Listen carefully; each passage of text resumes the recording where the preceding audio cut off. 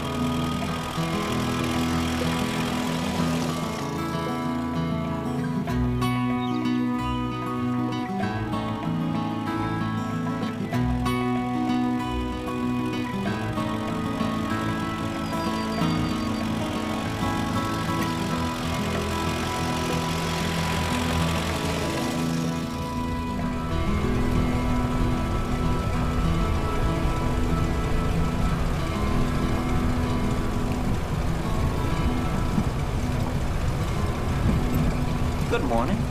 Good morning. Well, we're nearly there. Oh, how do I look? You look fantastic.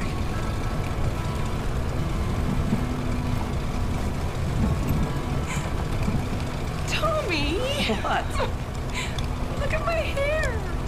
I need to make a good first impression. You always make a good first impression.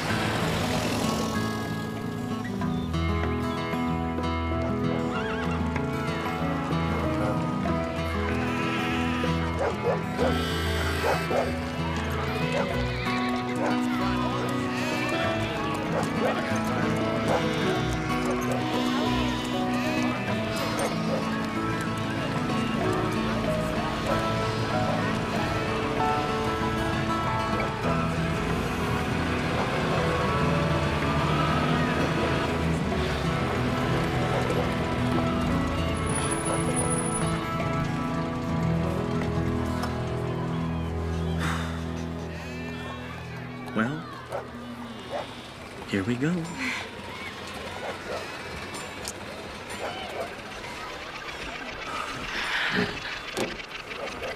Reverend Douglas. Deacon Marks. Hello, hello. Welcome. Thank you. How are you doing? Good. It's great to see you all. Mrs. Lukes. He's a good man. Nice to see you. Really nice to see you. And, Charlie Lawson, how are you, Charlie? Yeah, same as ever. Oh, it's great to see you, Good Charlie. to see you. Excuse me. I'm happy to announce that the church has a new pianist. I even coerced her into marrying me. This is my wife, Irma. Congratulations. Thank you. Welcome to Weyburn. Thank you very much. And Mrs. Lukes. I'm sure you'll both be great friends. Don't pay any attention to myself. Reverend, this way. Of course. Irma. Take care. I was hoping to set up a meeting with the Board of Deacons. I have a number of ideas that I'd like to propose. What kind of ideas? Well, my thinking is we've got a large church with a fine basement, and we ought to be able to get some more use out of it than just sermons. I don't recall anything about that in your budget. Oh, no. I don't need any extra budget. Nothing to fear there.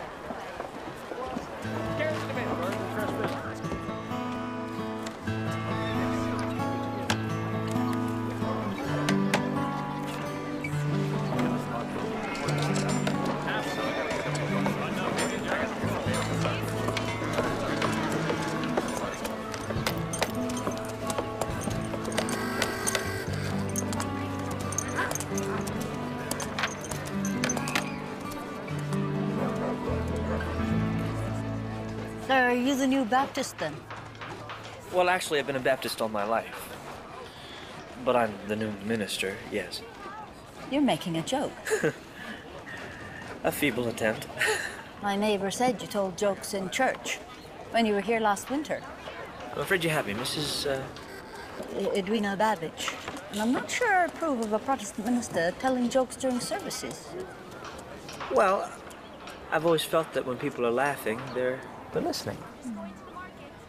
Why don't you come see for yourself? It can't be any worse than the one we've got over at First United. I swear he's been dead for 2 years.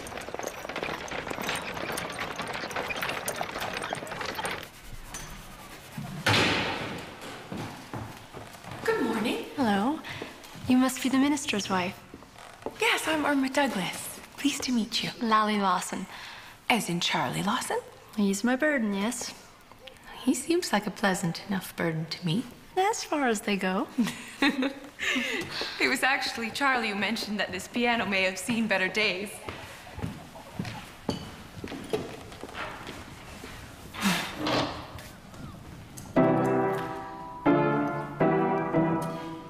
He was right. Would you mind helping me take off this front piece? Oh, certainly. Thank you.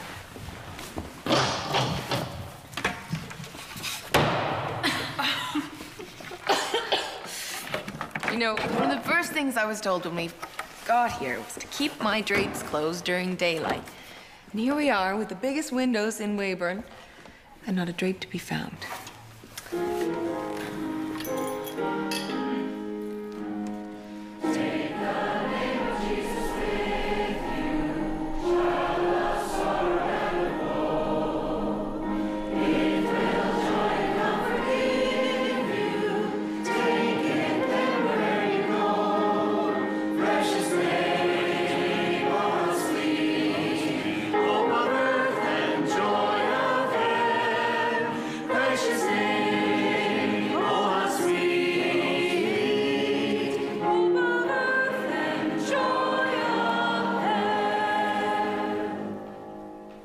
Thank you.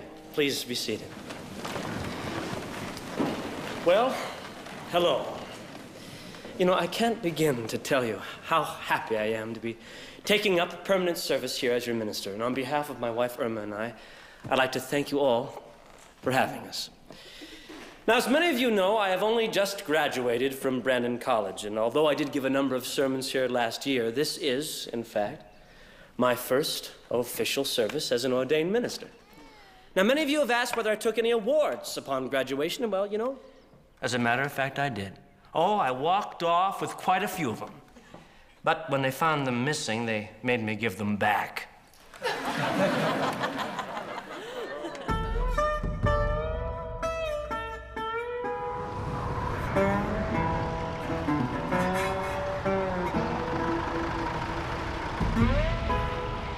Across the Dominion, economic collapse brings ruin and despair to the common man and his family. Idleness has become the full-time occupation of almost half the working-age population. And on the prairies, every farmer has only one question on his mind. When is it going to rain?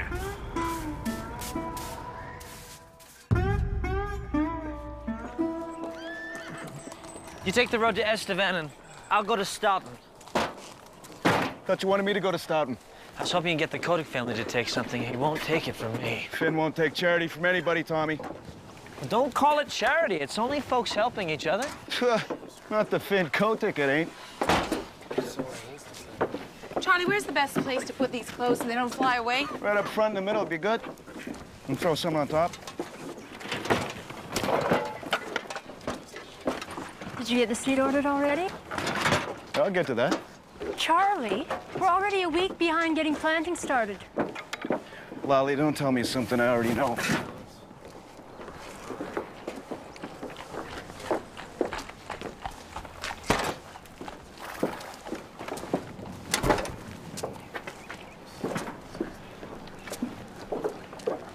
I'm gonna step over to Mark's. See if he'll give me some seed on loan. Can't sell all he's got anyway.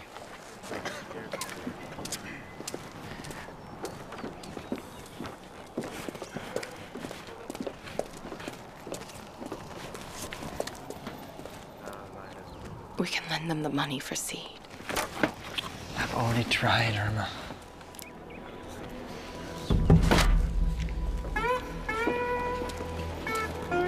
Excuse me, guys. Hey, Charlie.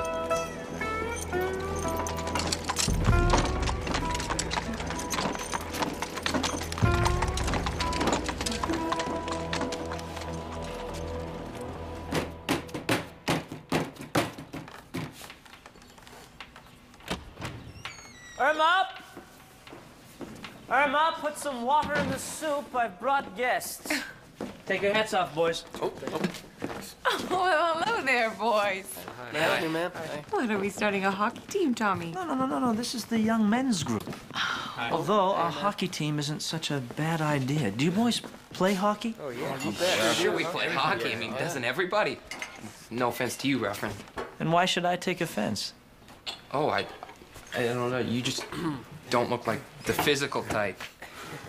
Well, I'll have you know, I was the boxing champion of Manitoba. Sure you were. Right. Twice, actually. Mm-hmm. It was the first time I'd seen Tommy without his shirt on. Oh, yes, and she thought, I'm going to marry that man. Actually, I thought, so that's what they mean by featherweight. I was a lightweight. Well, he looked like a featherweight to me.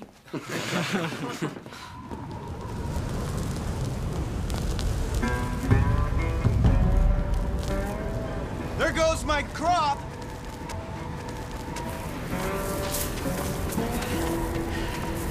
Look at it!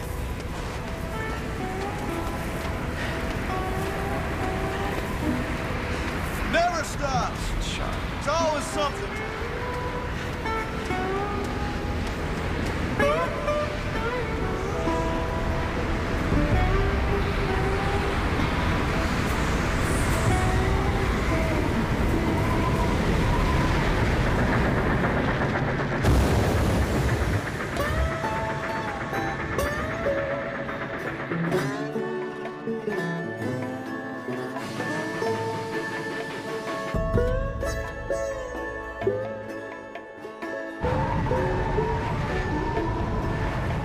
All right, gentlemen, we're going to start with some skipping. And we're going to start really slow, on 2 feet.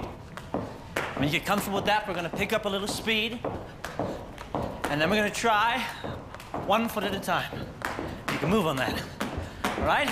Now, off you go. Let's try it now.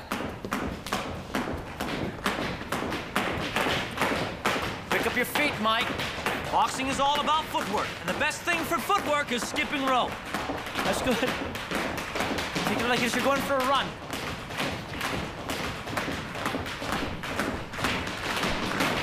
Shoot. Oh. Okay.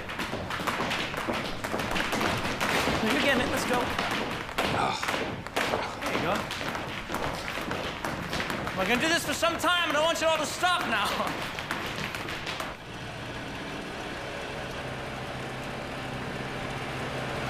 Now, put it here. How was that? Ease off the clutch. Much better. Oh. You're getting the hang of it. Oh. Look, Maggie 48's pregnant again. Look at what? That cow there. That's Mr. Brock's cow. Lends it out whenever someone's expecting. Well, that's good of him. Let's stop in. We've got some baby clothes.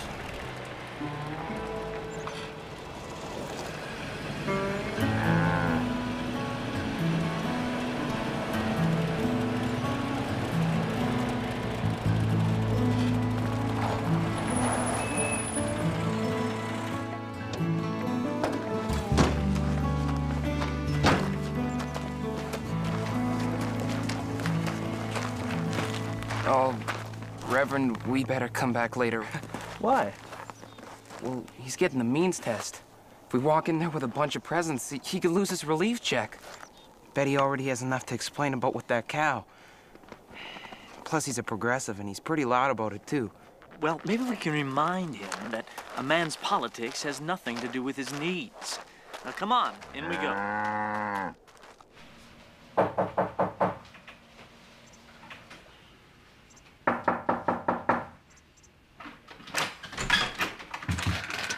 Hello?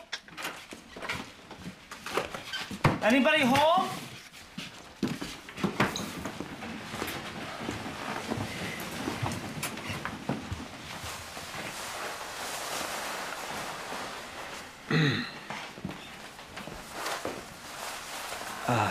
Good afternoon. I'm Reverend Douglas. No.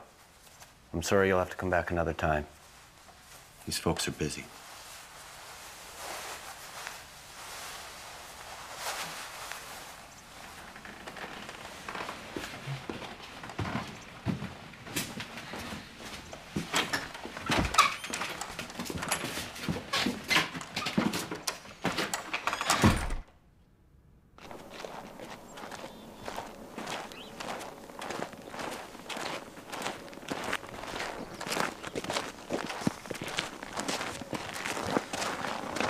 I'll drive Danny.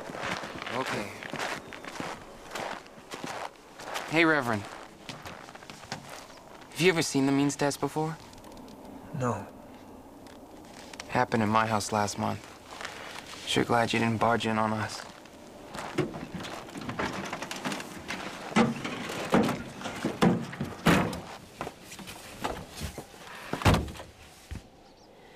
But why'd she have to take off her shirt? Show her ribs.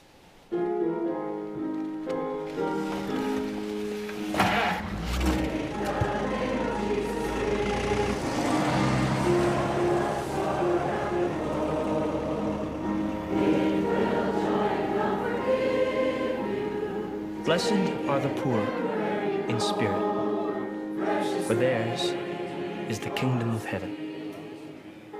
Blessed are they that mourn, for they shall be comforted. Blessed are the meek, for they shall inherit the earth. Blessed are the merciful. Blessed are they who are persecuted. But you know, that isn't the world that we live in, is it? No. No, in this world, it's blessed are the strong. Blessed are the educated. Blessed are the powerful. The poor and the meek aren't blessed at all. And people who call themselves good Christians stand by and tolerate it. People who are not suffering in any way have the audacity to call the poor lazy and the meek cowardly, as if it weren't their responsibility to help. It is all of our responsibilities to help. Too many of us utter that same prayer each night. Utter that same prayer. God bless me and my wife, my son John and his wife, us four, no more. Amen. We have to start putting into practice the idea that we ought to bear each other's burdens, the idea which St. Paul put forth when he said, ye that are strong ought to help bear the burdens of the weak. We have to do more.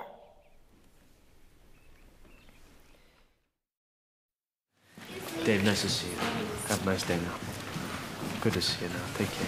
Bye. Nice to see you. Take care now. Well, thank you so much, Reverend.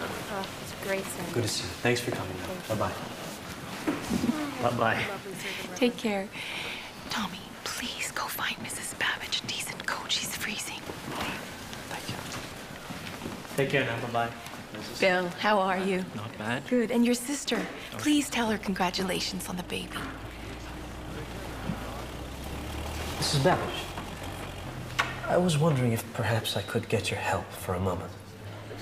What's this about, Reverend? Well, we've just gotten a trainload of clothes from back east, and I need some help sorting it.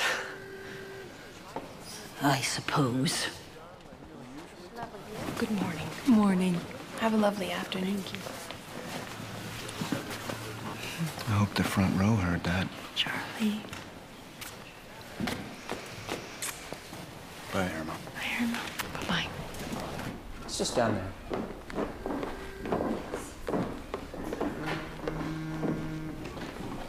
It's a bit steep. Watch your step. Now, we've already separated the adults from the children and the men from the women. But now I'm thinking we could have a pile of work clothes and a pile of better things. If there are any better things. Well, this is quite nice. And this is lovely. Well, perhaps you might take something for yourself while you're here. That's not necessary. No, you must, as a token for helping us out. It's not necessary. I insist. Well... Tommy!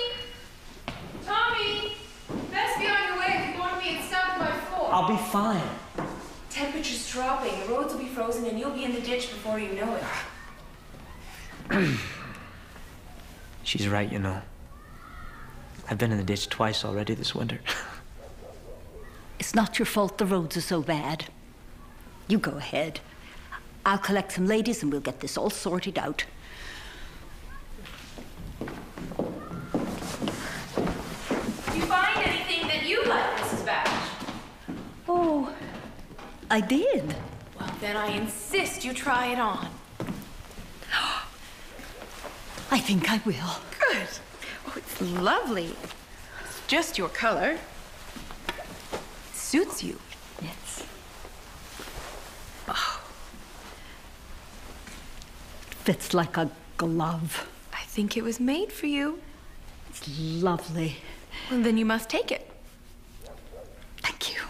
It's my pleasure.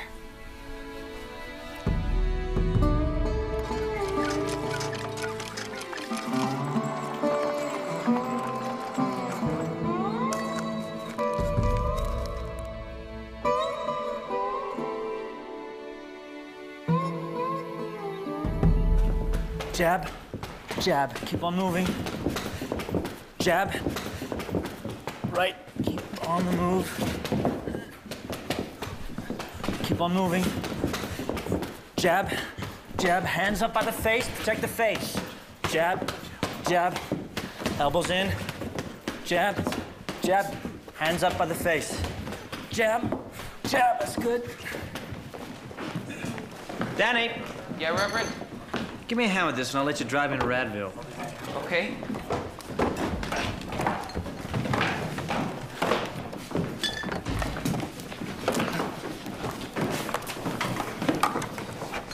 Say, Reverend, what would you do if there's this fellow, tough fellow who's bullying people after school? Why, is this happening to you? A few times, Reverend. Well, if you're up against a bully, you need to use your head. Right here, you want to catch him right on the bridge of the nose.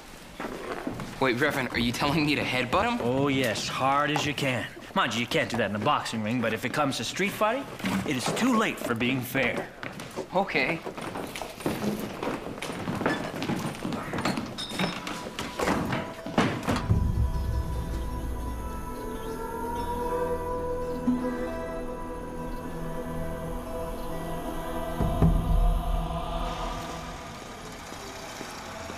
Tommy? Tommy, we have company. Hello, Tommy. Hello, Charlie. This here's Julian Grishko from Bean Fate. This is Tommy Douglas, the man I was telling you about. Reverend? Julian helped set up the union up there in Bean Fate for the miners. Starting to wish I had. Yeah, they've been on strike 3 weeks already. No progress yet. Gentlemen, please sit. No.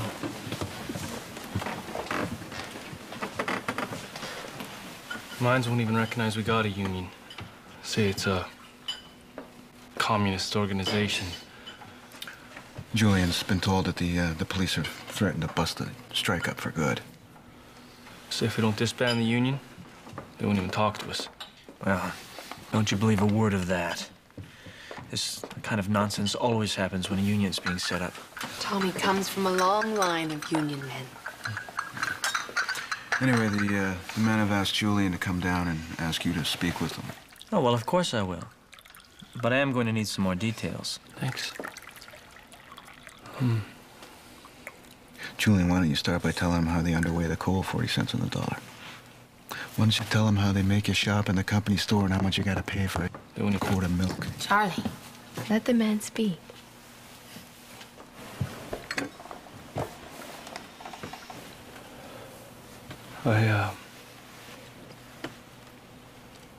I work, okay?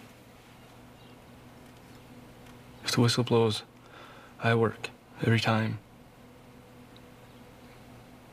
But I got a daughter. And I can't. I can't even put meat on the table.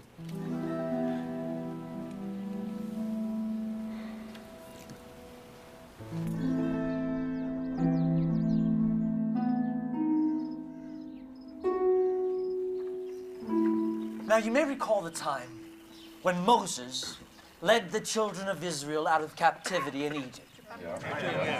On either side of them were the forbidding mountains. Behind them came the avenging armies of the Pharaoh. And in front of them, their only way of escape was blocked by the Red Sea. Now, it was at this critical moment that God said to Moses, "Speak unto the children of Israel that they go forward." Now, surely this is sound advice. I think if Jesus were here today, he'd probably say the same thing. When enemies pursue and the right path is difficult, the divine command is always the same. Go forward! Go forward! Exactly that. Well, get up here for a second. Now, let's get them all to say that. Go forward! Go forward! Go forward! Go forward! Now, let's all pray that the mine owners come to their senses and let good, honest, working folk go back to work. Good luck. Thank you.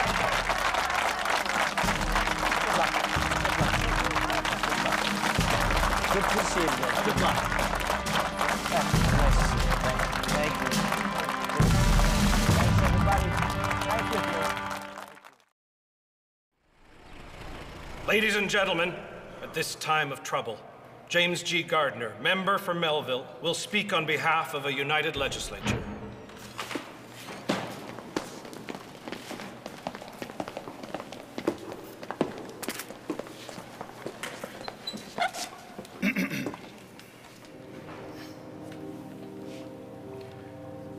There has been a tragedy in the province of Saskatchewan tonight.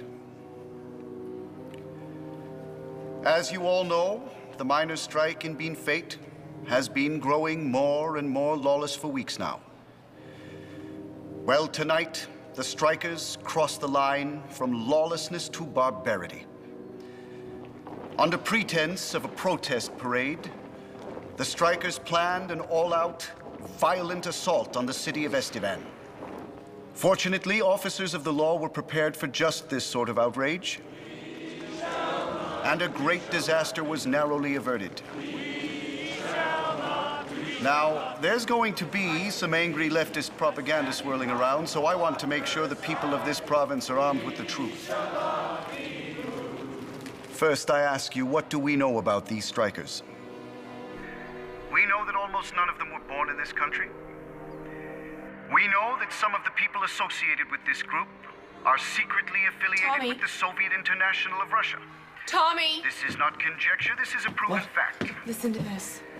And now we know these strikers, these miners will bring violence and murder to innocent bystanders. I shudder to think what might have happened had the authorities not been forewarned of the strikers' deliberate intentions to provoke us into violence. I can only thank the Lord that the riot was disrupted before these lawless anarchists could enter the city. There is no doubt in my mind that innocent lives have been saved. On behalf of the citizens of this province, I applaud our brave officers and all those citizens who stand on the side of right in the face of communist intimidation. These foreign elements are attacking our very liberty, our very democracy, our very identity as Canadians and as subjects of the British Empire. We will not give in to insurrection. Not an inch. That is the promise of the united government of Saskatchewan. Thank you. Mr. Gardner, guys, we got questions here. Just one photo. Mr. Gardner, please. Sir. Mr. Gardner, we got questions here. Day, boys? Yes, sir. Now who's up for a drink?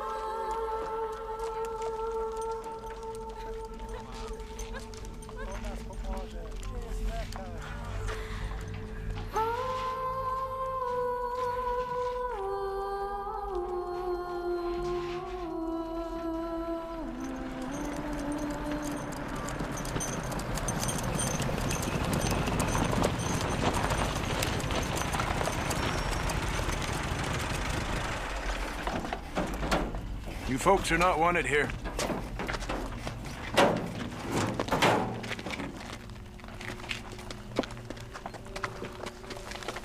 Ma'am!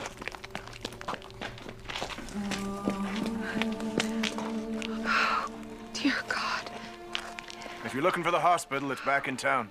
We were just there. You said they're not letting minors in, is that true? That's none of your business.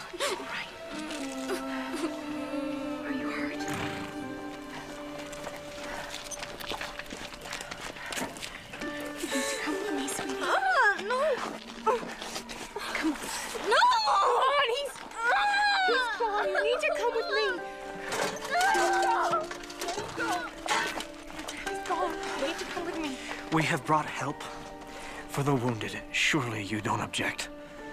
Why are these men lying in the dirt? These folks need to learn a lesson. My orders are the bodies stay till morning. That's criminal. Yeah, I'll be the judge of that. You need to come with me. You communists, are you? No, we're Baptists if you gotta know. Don't hold with the Baptists. And what sort of Christian is it that lets the dead rot in plain sight of children? Have you no human decency whatsoever? Where are the rest of the injured? Lally, we need the bandages and the blankets now! Where is everybody else? Cover them up, please. Cover them yourself. Nothing to do with me.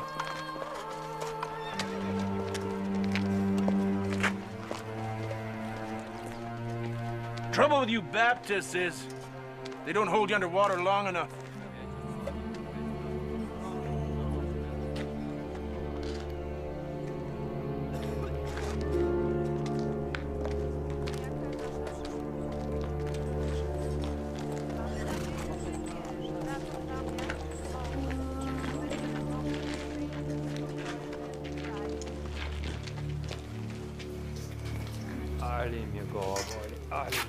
I'm just going to take that out for you a bit. Put a little pressure on it. La casa, pomocy. You'll be okay. Feel a little bored? Think one of you's helping out? Put a little bit of water on your head and pull down to it.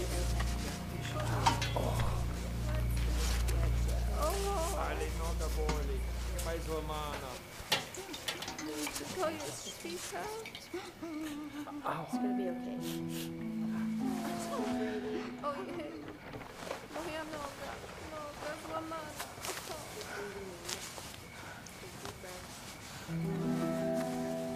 Oh.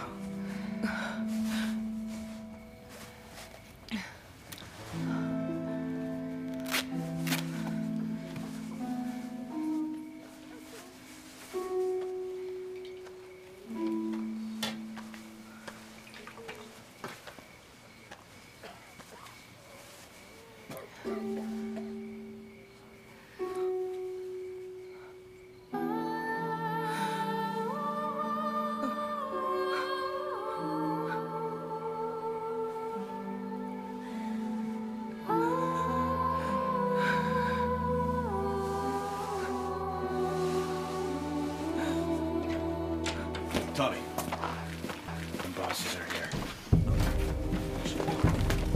This property belongs to the Northwestern Imperial Mining Company of Canada. You are all ordered to vacate the premises or you will be arrested. You have 5 minutes.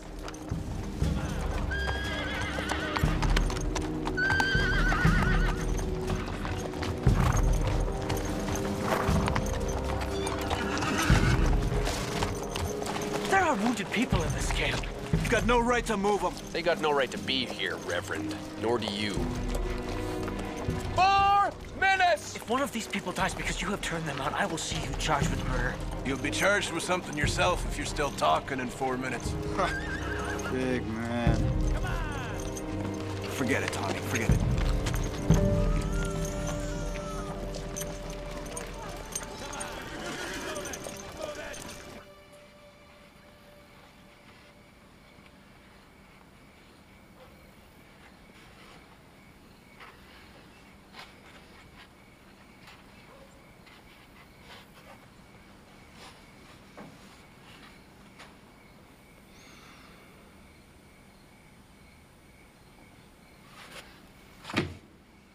Government's out of control.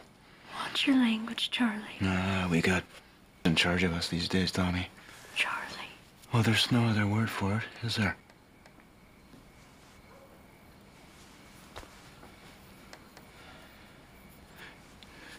You know I'm working for the new Farmer Labor Party we started up, right? Yes, Charlie. What do you say to being our candidate?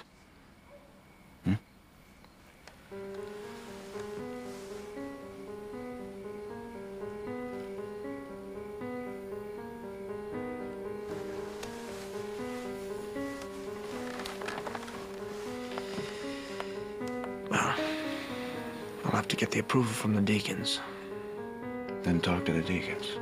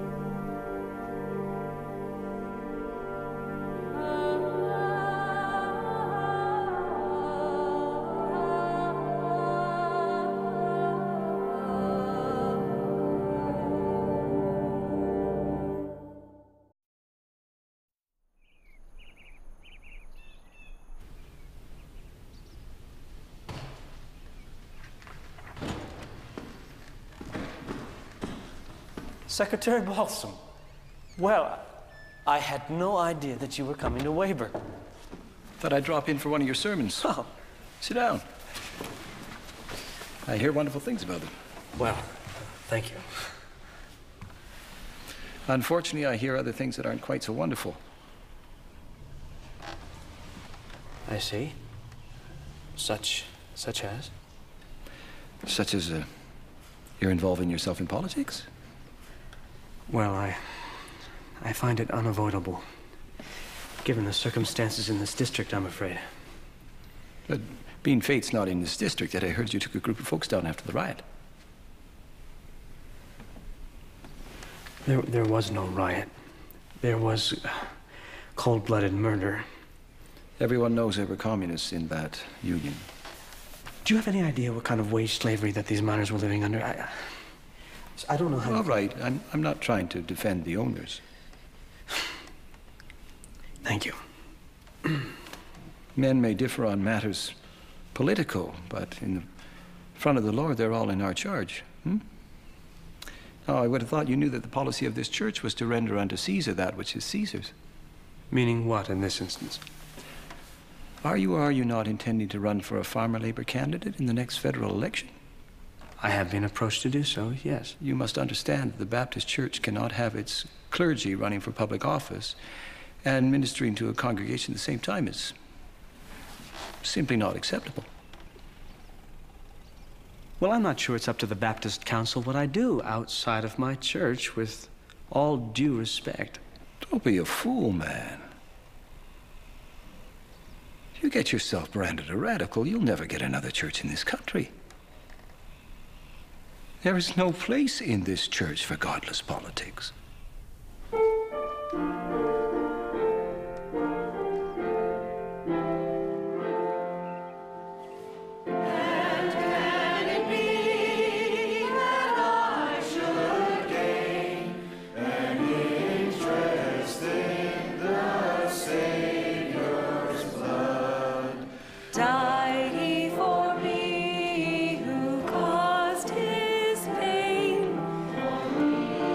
Just quit. Or I've been fired, depends on how you look at it.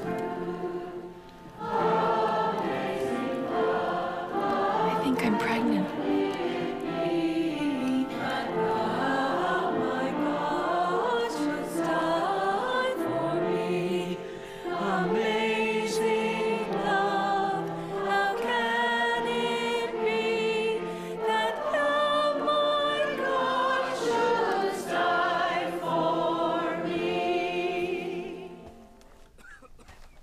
Thank you. Please be seated. We have a special guest with us this week, Secretary Balsam from the National Council. Now, Secretary Balsam was just reminding me that Jesus said, "Render unto Caesar the things which are Caesar's." And by that, the Secretary meant that it is inappropriate for a minister of the Lord to speak of politics from the pulpit, and for me to involve myself in partisan political affairs while I hold this office. Well, personally, I disagree, but I do respect that that is the policy of my church, and I will act in accordance. Therefore, I regretfully resign as your pastor. I want to thank you all for all of the wonderful things that you have done here. I know that your next minister will continue to keep this church thriving. And I'm still going to talk a bit, if that's all right. You see, what Secretary Balsam would like me to do is talk about sin, and not talk about things going on in the outside world. But I fail to see how that is possible. Innocent men were just gunned down by their own police force. Are we to somehow believe that there is no sin involved? Let me give you another example. I'd like to tell you a story about sin, about the sin of greed and the sin of pride.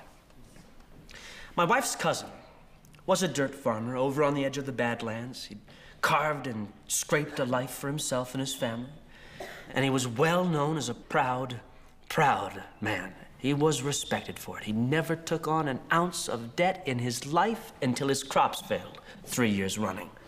And then, well, he had no choice. But even then, he wouldn't go on relief. No, sir. And this was with 7 young children. Well, you all know what last winter was like. Temperatures 50 below zero for 5 days running, and then 60 below that one night. Well, he pulled his family together in the middle of his shack. They piled all the blankets around him. And when they woke up, the youngest one was deathly ill, coughing up blood. Cold as the dead one minute, then burning like a furnace the next. So they put her in a wagon and they headed for that hospital 40-odd miles away. And on the way there, the farmer decided that all of this was happening because he had been too sinful. He had been too proud to take that coal that the relief men offered him. So he denounced that pride right then and there. But the hospital wouldn't take his girl without a cash payment in advance. So there he was, begging on the street, right in front of that hospital, holding his daughter in his arms when she died.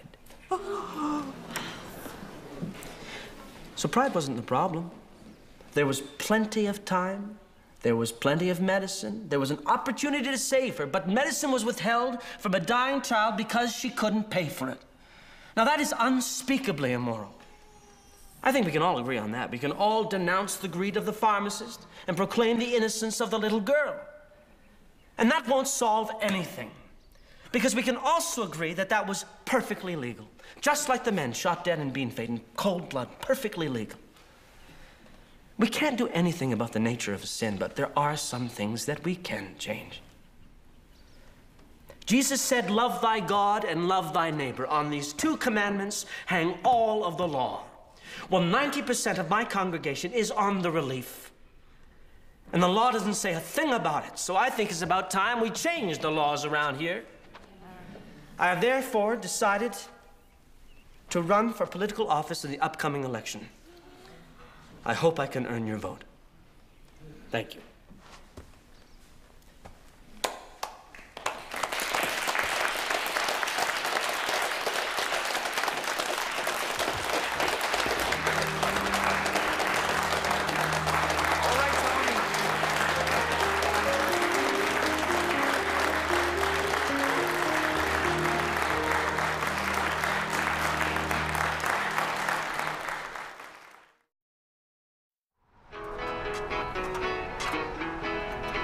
Tell me, what would Jesus say if he came here today? What would Jesus do if he walked right up to you? Would he say that you done good and done everything you could? What would Jesus say to you?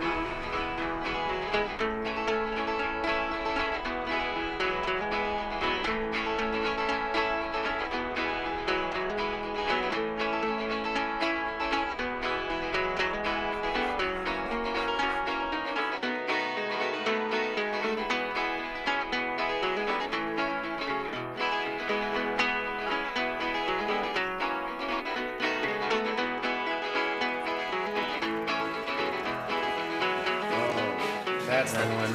Best one yet. Looks great. Hello, Mrs. Babbage. Oh, morning, Mrs. Babbage. I'll get that. Thank you. Good afternoon. I'd like to make a donation to the campaign. You would? That's wonderful. Hey, we have a new book, you know. Come on over here. You'll be one of the first people in it. Wow. How much would you like to donate? $3. $3? No. I churned 30 pounds of butter this week. Sold them all, 10 cents each. $3. Mrs. Babbage, that's we can't take that. That's just, it's too much money. Now, you see here, Charlie Lawson, neither you nor the Reverend Douglas here nor anyone else can tell me what I can give to this campaign. Now, take it.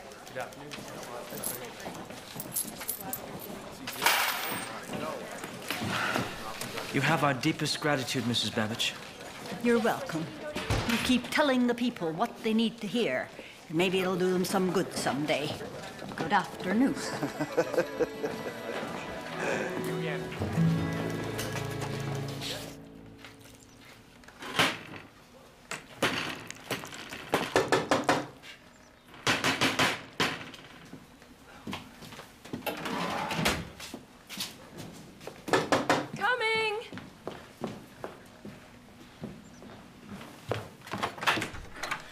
Good evening. Is your father home? My father? The Reverend T.C. Douglas? Oh, no. Aren't you the sweetest man? He's my husband. Oh. I'm Irma Douglas. Do come in. Thank you. I must apologize. I'm just in the middle of preparing supper, so please come in and make yourselves comfortable. Please, come on in. I'm MJ Coldwell. I'm head of the Cooperative Commonwealth Federation in Regina. This is my associate, Clarence Fines. Hello. Tommy will be home any minute. He's already late for dinner. I hope the two of you will join us. Certainly, we would be delighted. Thank you for the offer. You know, I've gotten a letter from your husband. Yes, he read it to me. Here, I'll take that. I can't tell you how excited I am. We have candidates in 11 ridings now. Thanks. And how many ridings do you have altogether now? Well, there's 21 ridings in Saskatchewan. I'm afraid we're going to have to shrink the portion, Yes. Sarah. We brought company. Of course you have. This is MJ Mr. Coldwell and Mr. Fines from the to meet you, Miss. Cooperative Commoners Corporation in Regina. Commonwealth Federation. Yes, I know. It's a bit of a mouthful, isn't it? We just call it the CCF anyway. Well met. This is Lally and Charlie Lawson. You know, the sad fact is, we're really not in a position to offer you any resources. Thank you very much. I mean, the party's really not much more than good intentions right now. And that's not going to get anyone elected. You've got to organize yourselves properly and right away. And how do we do that? Divide the riding into zones, no more than 3,000 voters. Now, each zone is going to need a manager, an office, and a team of at least 15 volunteers. Hold on. 3,000 voters to a zone, a manager, office. 15 volunteers. That's right. And you're going to need an office for yourself, a central office right here in Weyburn. Manager, transportation, advanced teams, some sort of entertainment, and plenty of security.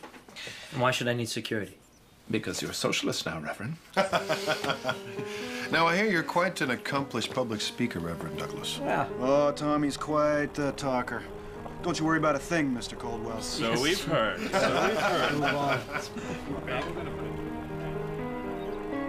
I would like to tell you a story. It's the story of a place called Mouseland. And this is where all the little mice lived and played, were born and died, and where they lived much the same as you and I do. They even had a parliament. And every 4 years they held an election, used to walk down to the polls and cast their ballots. Some of them even got a ride to the polls. And they got a ride for the next 4 years afterwards, too. Just like you and me. And every time on election day, all the little mice used to go to the ballot box and they used to elect a government. A government made up of big, fat, black cats. Now, if you think it's strange that mice should elect a government made up of cats, you just look at the history of Canada. And maybe you'll see they weren't any stupider than we are. Now, I'm not saying anything against the cats. They were nice fellows. They conducted their government with dignity. They passed good laws. That is, laws that were good for cats. But the laws that are good for cats aren't very good for mice. One of the laws said that mouse holes had to be big enough so that a cat could get his paw in. Another law said that mice could only travel at certain speeds so that a cat could get his breakfast without too much effort. All of the laws were good laws for cats. But oh, they were hard on the mice.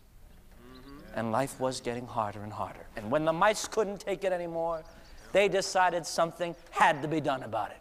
So they went en masse to the polls and they voted the black cats out. They put in the white cats. And still, nothing changed. This is an illegal gathering, and we're shutting it down now. Everybody out! We have a right to a meeting. Not without a permit. Bylaw was passed just this morning. Let's go, folks. We don't want to make any arrests, but we will if we have to. Come on. You too, Reverend.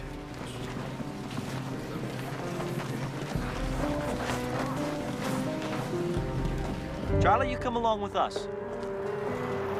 Ah, Ferg. Look at the tire. Not again. That's the fourth time this week. This is just a tire. They burnt Frank's truck in Estevan. The police really ought to do something.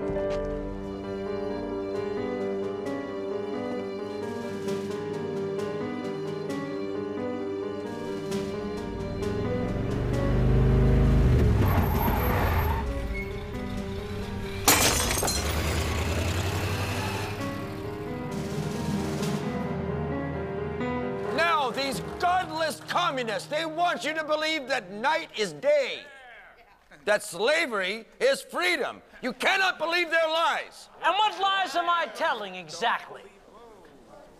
Because you're lying when you call me a godless communist, and anyone who's seen me deliver a sermon will tell you so. Why don't you just sit yourself down, Mr. Douglas? You have your own little meetings that you can attend and you can speak at. And I'm getting tired of your friends shutting them down. My friend, I know nothing about that, sir. Ah, you don't know anything about anything, Mr. Young, and I think the voters deserve a chance to find that out. I challenge you to a debate at the place and the time of your convenience. Now, why would I dignify you and your little CCF rabble with a debate? You're not even a real party. Huh? Because the fact that you have proven yourself dishonest does not mean that you have proven yourself a coward. Now, you hold on there, sir. Of course, if you lack the nerve to say to my face the things you spout behind my back, you go ahead and refuse to debate me right now. You're becoming tiresome, Mr. Douglas. It's very simple, Mr. Young. Are you afraid to debate me or not? Of course I'm not afraid to debate you. Why would I be afraid? Excellent. My agent will contact your office tomorrow. I'll let you get back to calling me names now. Goodbye, Mr. Douglas. Have the man seen out. People don't want to hear your lies, sir. They want to hear about prosperity. They want to hear about progress. They want to hear about liberals. That's right. So they voted the white cats out and they put the black ones in again, and you can imagine what happened then. And they even tried half black cats and half white cats, and they called it a coalition. But that didn't change anything. I'm sorry, Irma. I got stuck on that Stelton Road again. Anyway, the good news is that...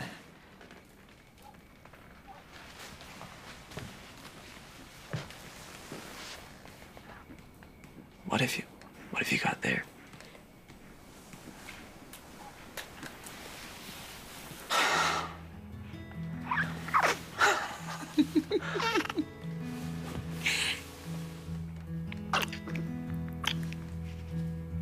Are you all right?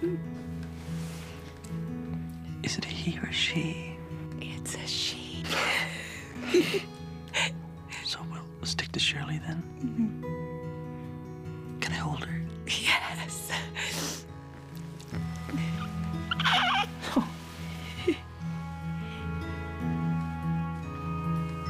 Hello, Shirley.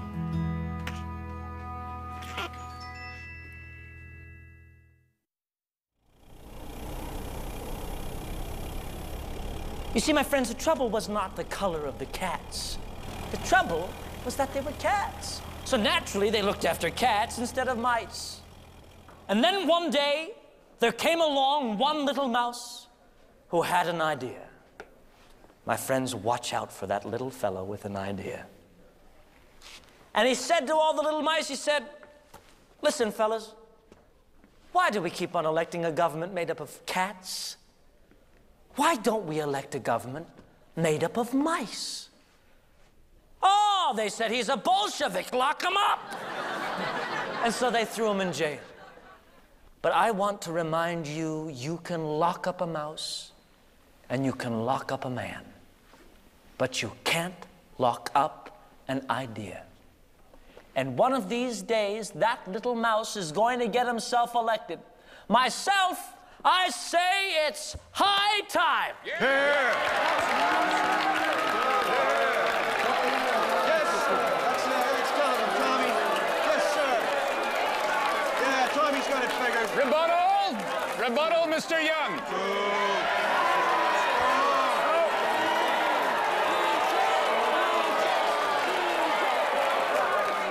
Thank you. So I was just thinking Mr. Douglas's little mouse story now.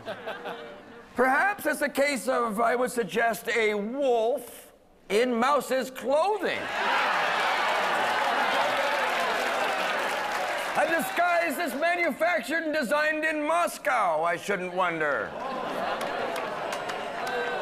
But you know, I do not wish to just talk about the ridiculous promises of the CCF today. The CCF, by the way, communize Canada through fear, party.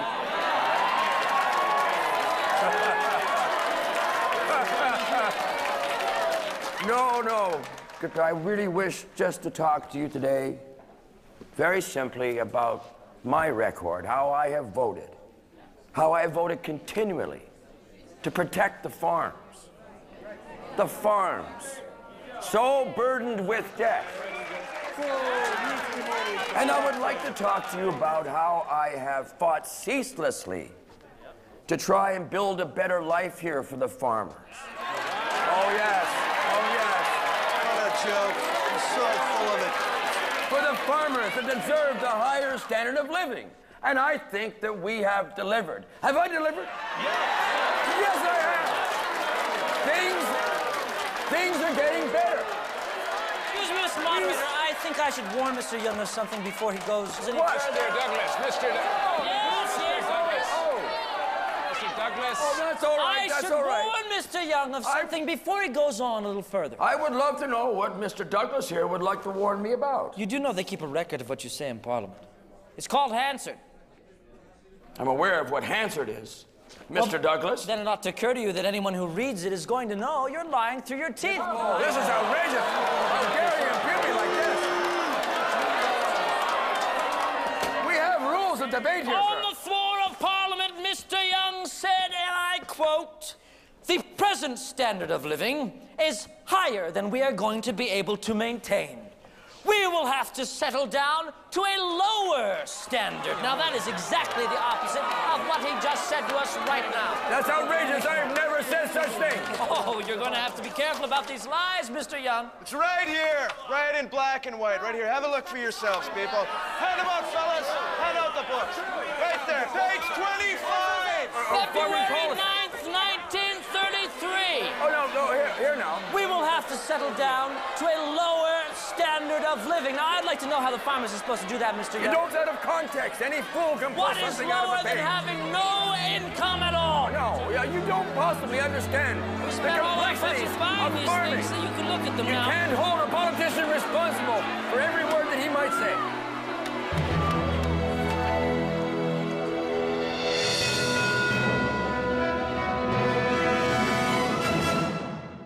After 5 years of steady recession, Canadians finally have something to be optimistic about.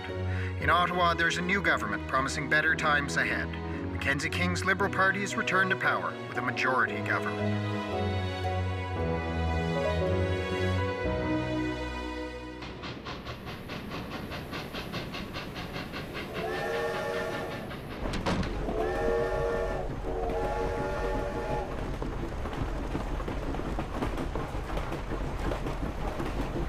Tickets, please.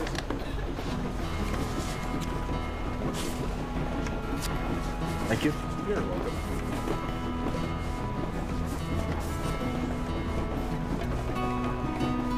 Your dad is going to be very proud. Well, just don't expect him to say it. Finally got her to go to sleep.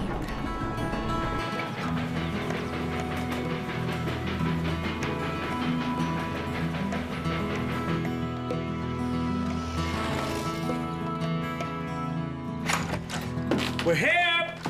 Hello? Oh, Tommy. Your dad's sick. There's Shirley. So sweetheart. Come in. Yeah.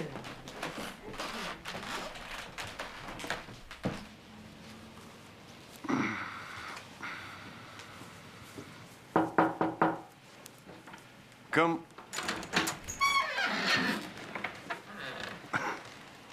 Hello, doll. Mother wanted me to bring in your shoes.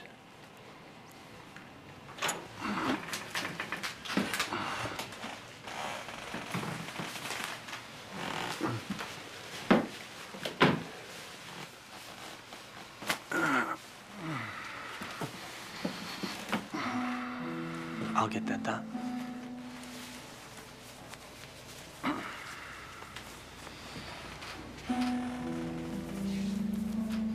There's cufflinks.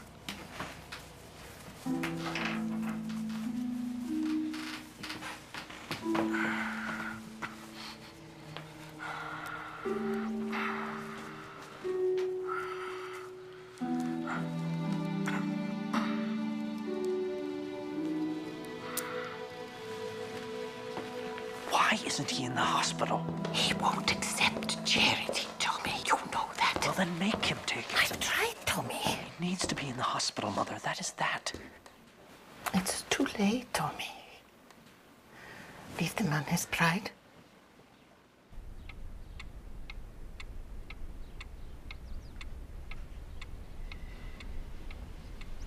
Dear God, we thank Thee for Thy provisions for all of our needs. We thank Thee for this food. And we pray Thy blessing upon it and upon every one of us. We pray this in Jesus' name. Amen. Amen. Amen. Everything looks delicious. Thank you, dear.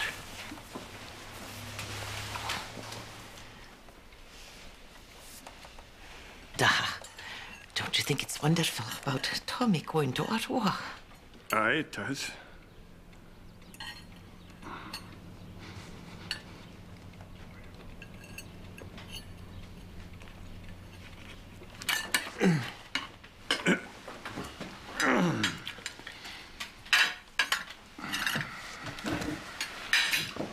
Come down. We'll take you up to bed. Come down. I'm fine where I am. Thank you very much, Tommy.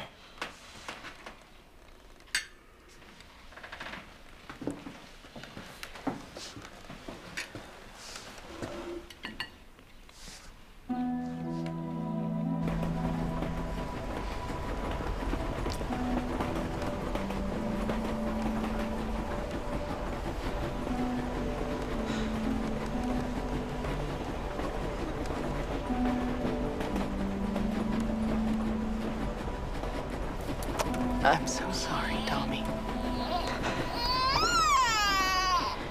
Oh, Shirley.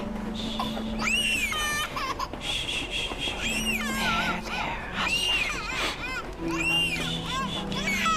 Oh, goodness. You're gonna wake everyone on the train. It's okay. Hey. It's okay. Oh.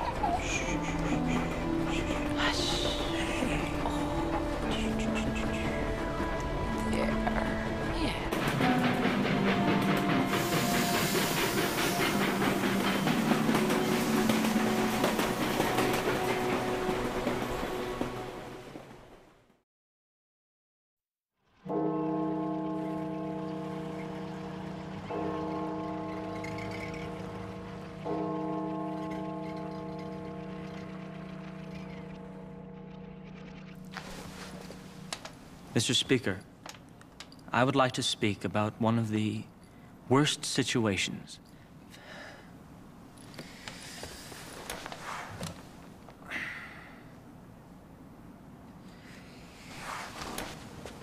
Mr. Speaker, I would like to address one of the most crying problems facing the people, facing our people, facing the Canadian people.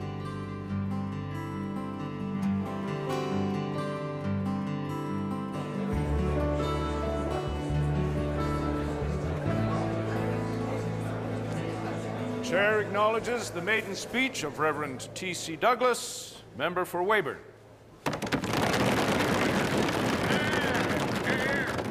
Mr. Speaker, please forgive me if I stumble slightly today, for I must admit to feeling quite overwhelmed to be here. In fact, I was telling my wife, Irma, this morning that I was afraid members like the gifted Mr. Gardner of Melville were likely to eat me alive. And so I might. But she assured me that if such a thing were to happen, he'd be the only man in Parliament with more brains in his stomach than in his head.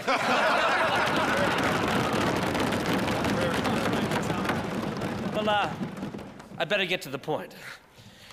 Mr. Speaker, I'd like to address one of the most crying problems facing the Canadian people in all parts of the Dominion. And that is the tremendous problem of public health.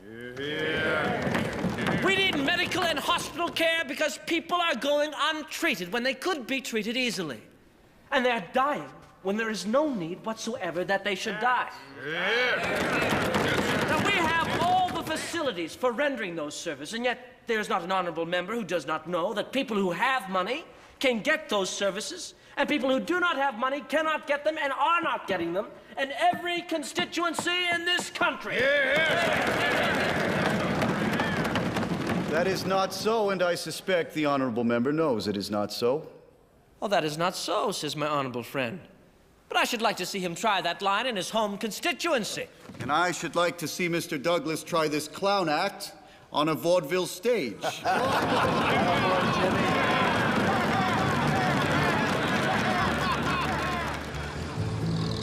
So, Douglas, you're foreign affairs, and you'll split agriculture with MJ. Yeah, you take as much as you like, eh, Tommy?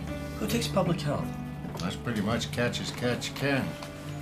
There's only 5 of us for 17 portfolios. Well, I'd be very interested in taking that particular one, Mr. Woodsmith. Good for you, son. But I want you talking, first and foremost, foreign affairs. Of course, sir, I will. I suggest the honorable member stick to things he understands, like ministering to farmers, and leave the issues of war and peace to men with some understanding of foreign affairs. Well, I would have thought the man who should consider himself with ministering to farmers would be the Minister of Agriculture, but apparently I was mistaken. Don't you tell me how to look after my own farmers, boy. I was the Premier of Saskatchewan when you were in short pants. Oh, yeah. Yes, sir. Yes, oh, sir. wait. I forgot. You still are in short pants. Order in the House. Continue, Mr. Douglas. I believe it is customary to stand when addressing this House, Mr. Speaker. I will have order in this House. Apologize. Both of you. Withdrawn without objection. Of course. I'm sure the honorable member was only trying to aid me in my speech.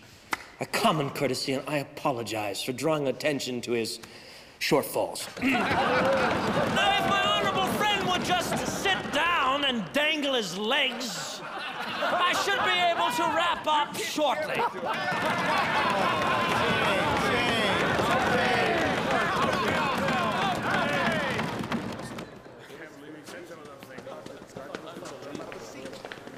Yes, there he is now. Reverend Douglas, I must compliment you on the way you managed to keep my Minister of Agriculture in a permanent state of agitation. I dare say you have a bright future in politics. Oh, thank you very much, Prime Minister. Walk with me. Well, since I have your ear, I must protest about this debt that Mr. Gardner is forcing on the Western farmer with his storage policy. You're doing just fine. Attacking Jimmy to his face, Mr. Douglas. You don't need any help from me. Oh, the farmers do need your help, sir. First rule of politics. There's a time and a place for small talk. And this is it. You married? Yes, sir. Good. And tell me about your wife. Well, she plays fine piano. And so, how is she enjoying Ottawa? Oh, she loves it. Oh, good.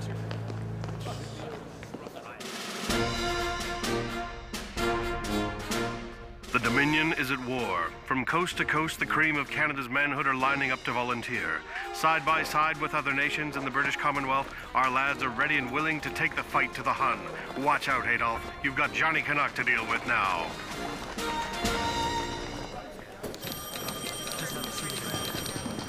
Next, please. Hi.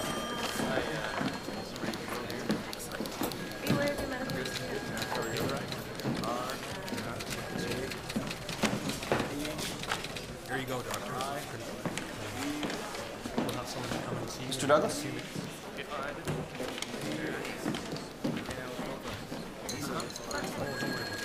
Pants and shirt off, please. Sit up on the table.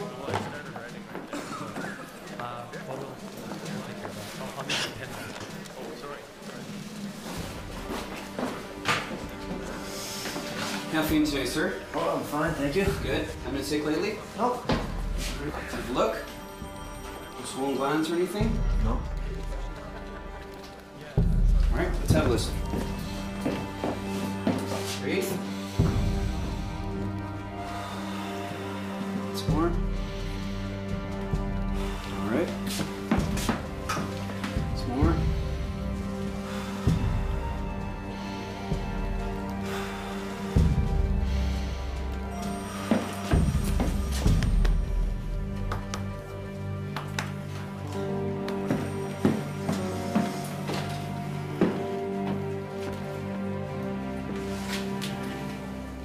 What's this?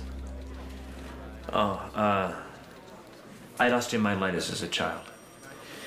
But it's fine now. That's an old scar. That's more than one scar. How many operations did you have? 3. 3? Put your clothes on and tell me about it.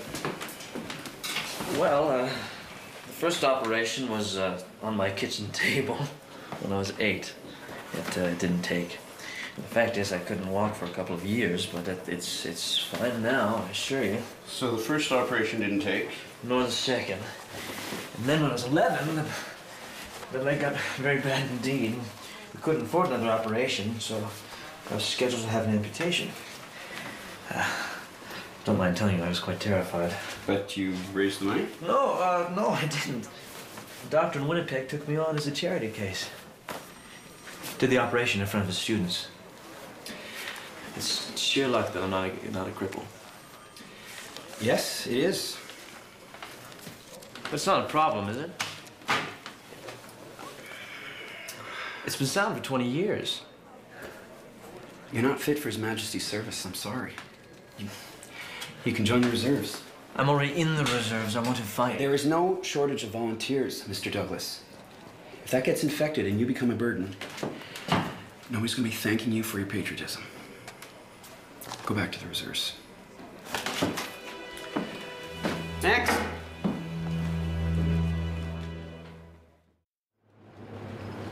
George Williams is shipping out. George can't be leader of a party in Saskatchewan if he's overseas. Go on. And I think Jimmy Gardner has made a terrible mistake putting in a puppet premier so he can run things from Ottawa. And I think he can be beaten in the next election. By you. That's the plan. Yes.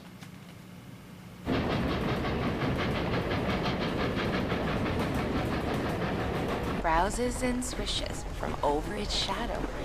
A shepherd and sheepdog was a sheepdog. Bow wow. Bow wow, that's right. Watching their sheep. Ma. Ba. Ba. Very good.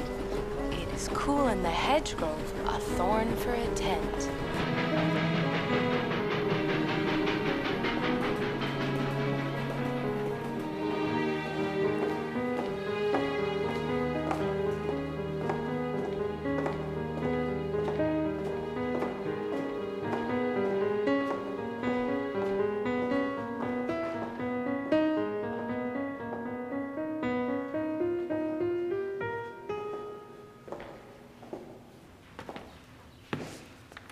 Mr. Fines. Reverend Douglas, what brings you to Regina? I'm going to take over the party here in Saskatchewan.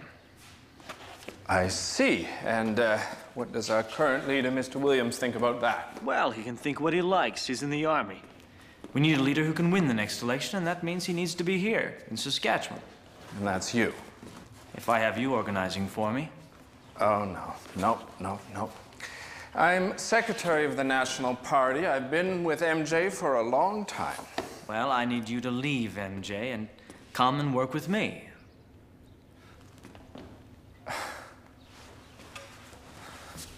Now, look, the federal party isn't going to form a government in the next decade. In the next century, if you want to know the truth. Exactly. But the Liberals have nothing to run on here. They'll run on the fear of the Red Menace, meaning us. Usually works. They can be beaten. Now, all it takes is a little money and a lot of organization, and you're the only CCFer I've met who's any good at either. Please, there are a lot of people in the party. Who try very hard, of course. I didn't mean to insult anyone, Clarence. But the fact is, you're a genius at putting these things together, and I'm the man to overcome this Red Menace nonsense, and you know it. Now, I want you to be Minister of Finance, and I'm going to be Minister of Health. I thought you were going to be Premier. That too. What do you say? I'll have to talk to MJ. Good. You do that. Jimmy Gardner's going to have fits. That he will. This province has been under Liberal rule for 36 of the last 40 years. And we just keep getting farther and farther behind. It's enough. It's time for a change. It's time to elect the CCF. A call goes out to Canada. It comes from out the soil. Come join the ranks through all the land to fight for those who toil. From a farmer, soldier, laborer, from a mine and factory, and side by side we'll swell the tide. CCF to victory.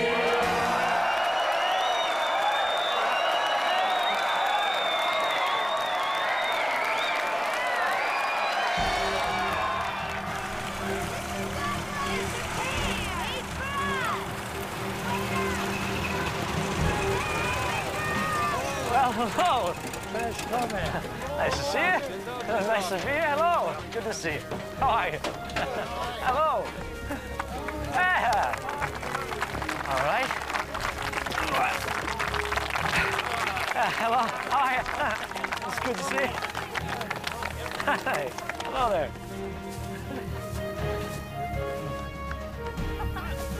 Oh! Well, I've just been told I'm standing on a manure spreader right now. Well, I must say, this is the first time I've ever given a speech from atop the Liberal platform. These people are communists. And when they tell you they're not, they're lying. This is a proven fact, and anyone with a brain knows it. We will make sure that the wealth of this province is shared by everyone.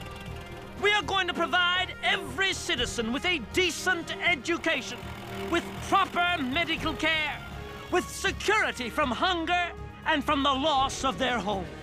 The question to be decided in this election is whether or not Saskatchewan is to become a socialist state.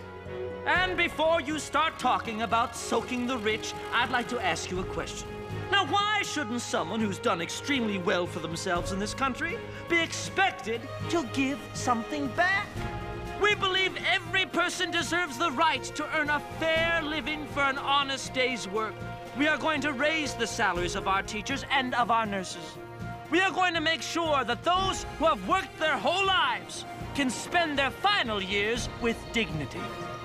It is just plain stupid to say it does not matter if the CCF wins, when that will mean the end of ownership of property. Will enthrone a stultifying, dictatorial system. It's time for a change. It's time for the CCF. Thank you. My friends, we've got to get out the vote.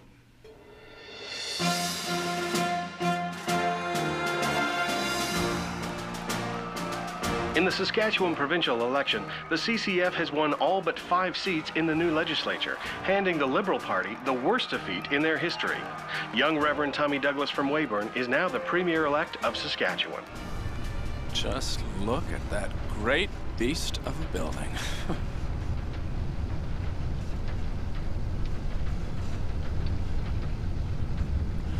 Hard to believe we're taking over, isn't it? But it's true.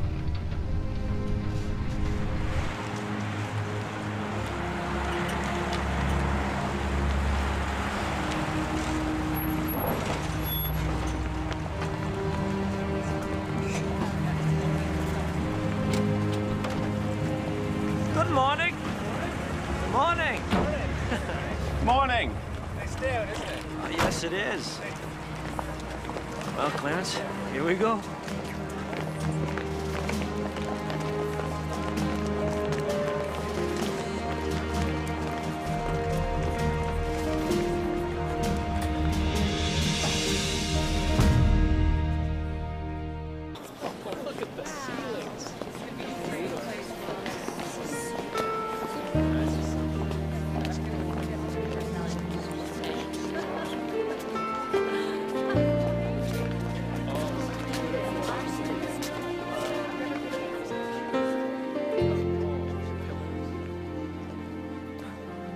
Where's the transition team? I don't think there is one. They cleaned out the whole building yesterday, and I don't think they're coming back. What do you mean the whole building? Cleaned it right out. They took everything but the furniture.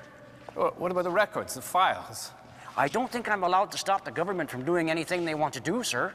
Never mind about that. We'll create our own files. Now, come on. We've work to do. Is it this way? Down at the end. All right, thank you. No files. Some files. Well, that's just wonderful.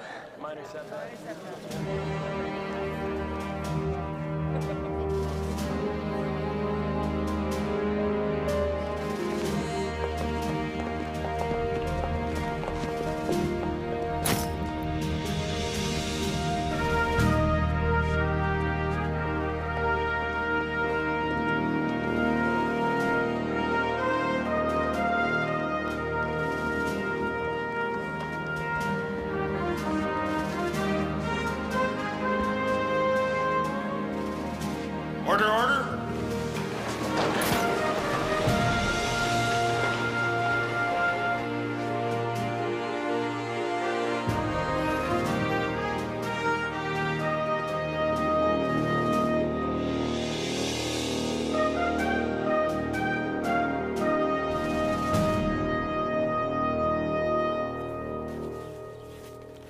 Of all the earths the winds can blow, I dearly love the West. For there the bonny lassie lives, the lassie I love best. For there wildwoods grow,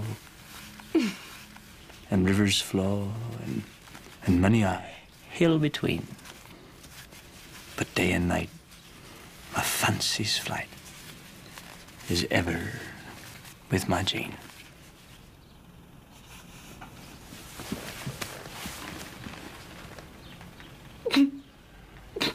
What? Do you think I look silly in a bow tie? Yes. I was hoping you'd say that. Oh, there's Clarence.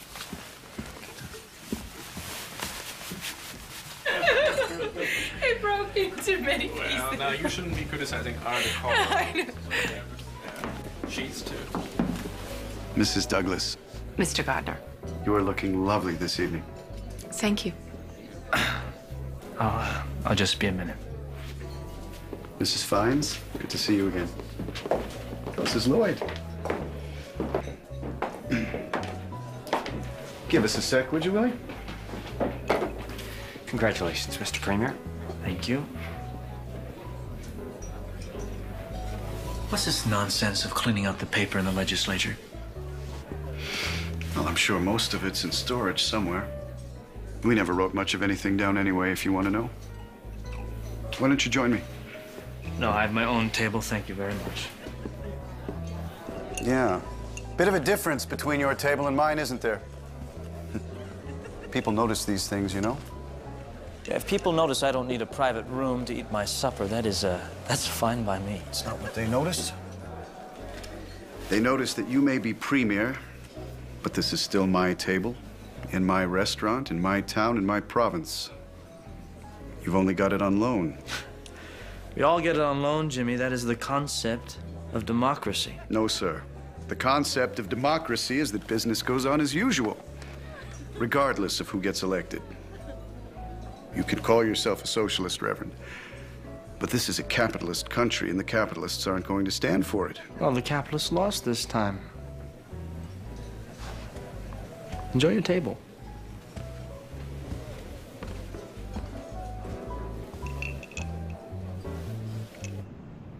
Your mother would like to arrange an appointment with you this afternoon, if possible.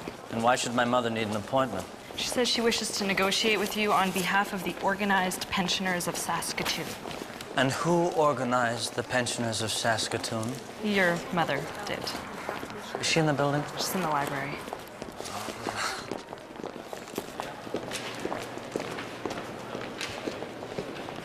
That we are committed to ensuring that every child in this province... Woodrow? Woodrow, you know my mother, Anne. Of course. Nice to see you again, Mrs. Douglas. I'm not here in a family capacity, Mr. Lloyd. No, Mother is here to negotiate better benefits for pensioners. Oh, So you two go ahead and get down to it. Oh, and if I find that someone is being given preferential treatment because they happen to be related to the Premier, I will make my displeasure most obvious. Is that clear? I think it is. You heard me, Mother. Please sit down, Mr. Lloyd. We have a great deal to discuss. Now, our first priority, and the reason I have taken on the portfolio of Minister of Health for myself, is to work towards the day when no person shall be denied medical care regardless of their ability to pay. You have enough money for the building. The point of the larger school units is so that we can provide proper education and science. And we're building them. Yeah, and for the municipalities to equip them. If you want a proper gymnasium... Clarence, what on earth is this? If you give me a second, I can read it. I'll tell you what it is. It's a bill from Jimmy Gardner for $16 million. That's ridiculous. That's half my budget. Eleanor, I'll see the Prime Minister tomorrow. You can't be in Ottawa tomorrow. Well, then I'll see him when I get there. You're the Minister of Finance. You didn't know anything about this? I know nothing about this.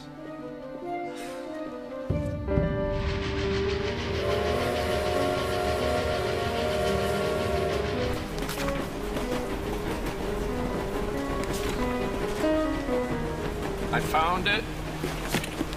Premier Gardner reported that he had asked the federal government to guarantee the $16 million loan, and the federal government had complied. Well, how come he didn't have to pay any of it back? And here's your answer. It is fully expected the federal government will forgive the debt over the course of time. This is ridiculous. I mean, it says right here that Ottawa was supposed to forgive the debt. I mean, these are Jimmy's own words. Well, that's not how he sees it now. Well, of course, that's not how he sees it now. This is a blatant political attack on the finances of my province. No, Tommy. It's a personal attack on you and your little bunch of communists. Now stop being outraged and defend yourself. You're the Premier of Saskatchewan, man. You can't come crying to me like some freshman backbencher. Now you go to the Minister of Agriculture and you make a deal, just like every other Premier does. Now that's all I want to hear about it. I'll see you tomorrow for dinner.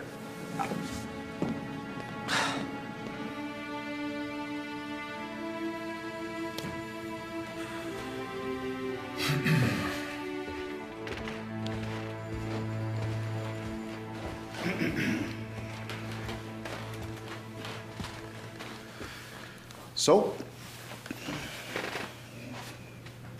make me an offer. We can pay you $400,000 a year for 20 years. That's not even half. It's all we can pay without going under, and you know it. It is not my concern whether you go under, Mr. Premier. You bankrupt your own province, and I'll see to it you never get elected there again. Well, you can try. However, I'm not interested in seeing my home province completely destitute. Therefore, and this will be my only offer, we will accept $1.7 million annually for 10 years. We can't afford it. Yes, you can. You won't be able to afford anything else, but you can just barely afford this. Isn't that right, Mr. Fines?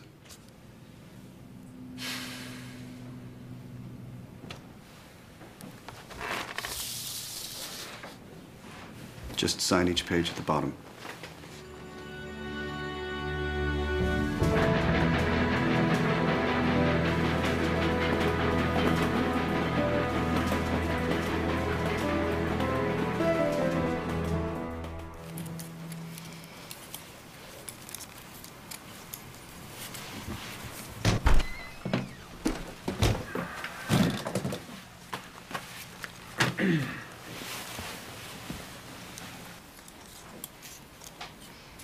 How was Ottawa? Just bloody wonderful. My week was just lovely too, thank you. I'm sorry, Woodrow. We've got to slash every department. We promised 10 new schools this year. Yes, and we're not going to make it. We're broke. If you want a bill to pass, it has to be free or pay for itself. That goes for everyone, including you and your health programs. All right. Now, who's got any ideas how to raise some money? You know, I've always thought the railroads got given far too much public lands. Don't you think so? Now, as you are no doubt aware, Mr. Speaker, huge amounts of the land in this province was given away, free of charge, to the great railroad companies, including the rights to vast deposits of minerals that are the natural wealth of the people of this province. And now that we are attempting to develop this wealth, the railroads are refusing to allow even the most basic exploration. No, they would rather sit on the land in hopes of a greater return in the future. Well, that is not acceptable, Mr. Speaker. The people of Saskatchewan would like to start improving their lives right now. Thank you very much. And so from now on, if those railroads won't allow development, then they can pay a sizable tax until they come to their senses. Hear, hear, hear, hear. Good job, Tommy. Now, thank you.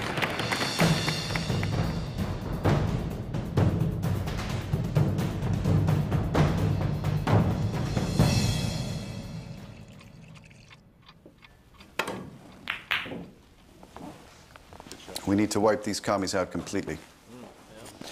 We can't let them establish an ounce of legitimacy. You don't have to tell us. We're pulling our capital out right away. All right, good. With any luck, you'll bankrupt them. But it's not enough to have the Liberal Party attacking the CCF. I need it to be the whole country. Gentlemen, it is our patriotic duty to drive these people out of office. We'll do our part.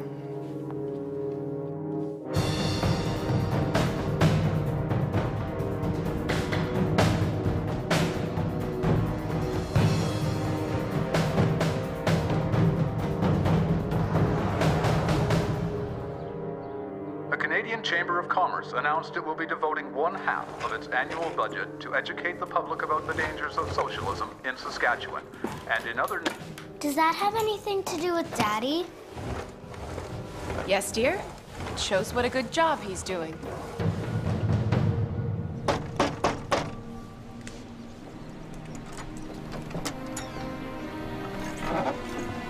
Charles Lawson? Charlie? Someone here to see you.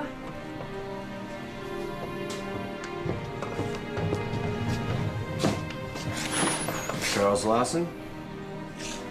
Who's asking? Notice of foreclosure and eviction. Duly issued and fully binding. There is no appeal. You have 5 days to vacate the property. We will arrest you if we found you trespassing, Mr. Lawson.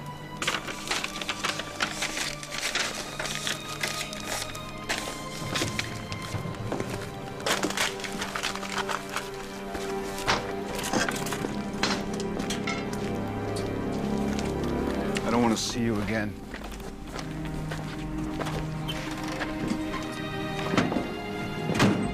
Don't come back here.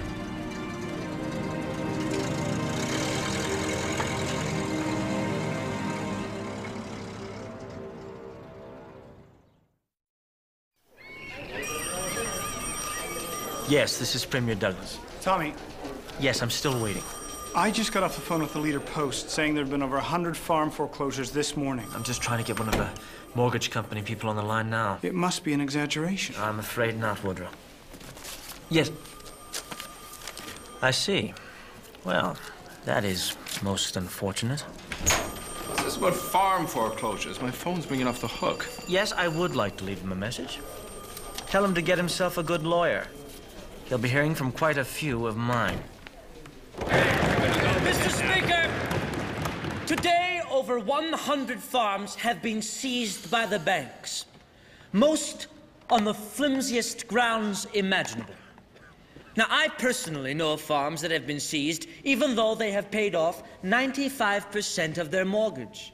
Farms that have never missed a payment in 10 years or more. Now, I call that theft. And tonight, we are going to make that illegal.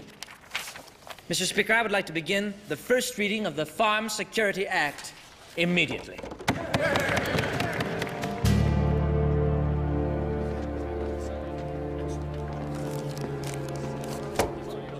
You just look at what that pack of Reds has done now.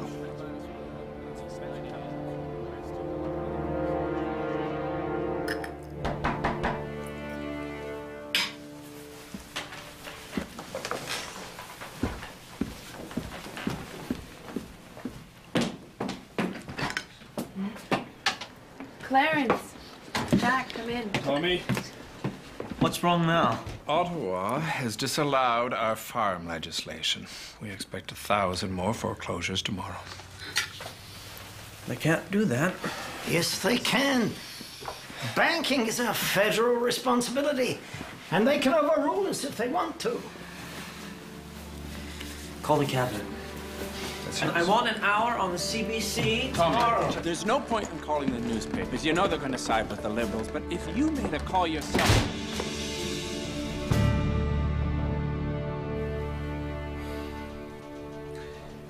Of course, we'll appeal to the Privy Council, but we'll never win. The King of England is not going to side with us against Ottawa.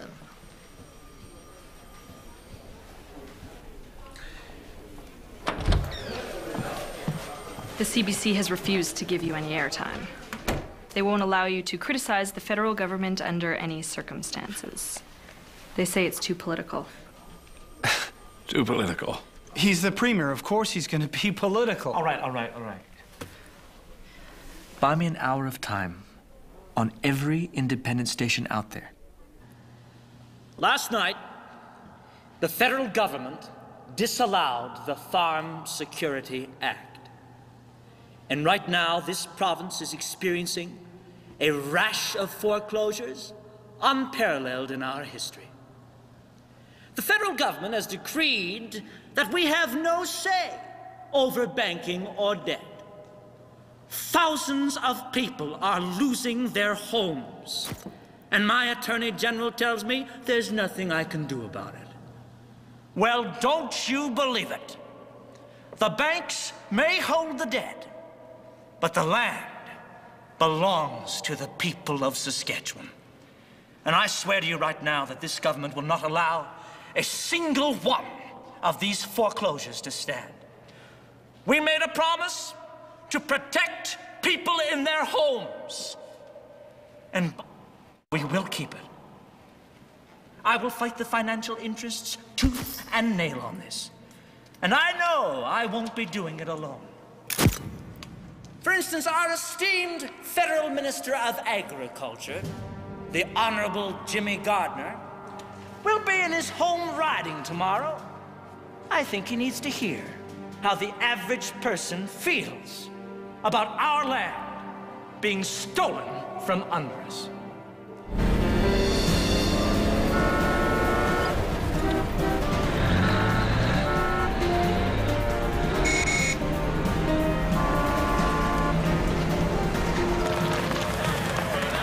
That's it, give it a kick there, George. That's the way.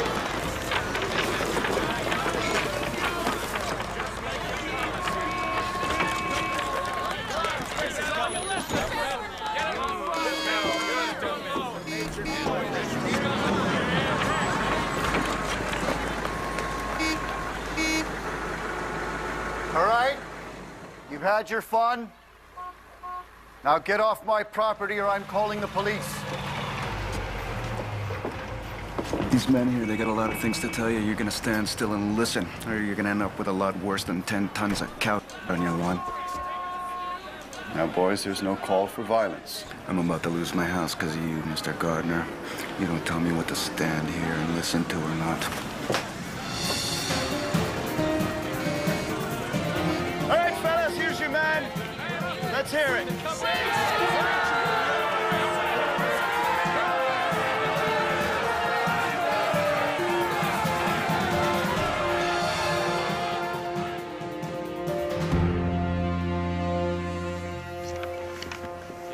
They can't do anything but rant on the radio. They certainly don't have any power over us. Well, they're already passing another bill. And we'll disallow it just like the last one. We'll expose them as completely impotent and then blame them for breaking their promises. No, Jimmy. We'll graciously keep our mouths shut and then let the will of the people be done. You're not serious.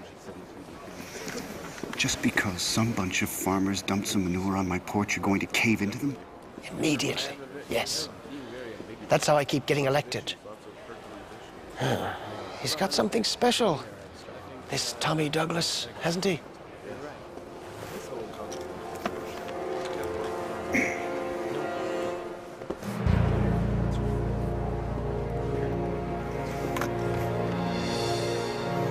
Can't we get him to say something other than manure? And she says, honey, I've been trying to get him to say manure for 25 years. Bravo! Stop it now. Stop it, all of you. That's our boy. Come on, Tommy, we beat Jimmy Garner. Yeah. Yes, but in the meantime, we have got nothing else done. Now, I'm afraid we're in for a long night. So if any of you need to call home, you best do it now. Well, boys, that's how we celebrate a victory with this government. We work all night. Irma, he's driving us into the ground. We just had a real victory on the farm foreclosures, and he won't even take a day off. Nor will he give anyone else one. If he doesn't let the staff take a rest, they're gonna start quitting on us. Well, we'll buy him a ticket on a cruise or something. Yes, but you've got to make him take it. And what makes you think that I can make him do anything? Can any of you? Please, Irma. He's driving himself into the ground as much as any one of us. I know he is.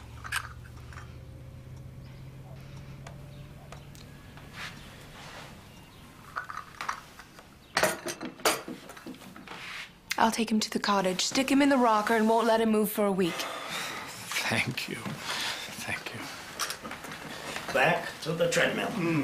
Thank you. Thank you, Herman. Nice to see you again. You too.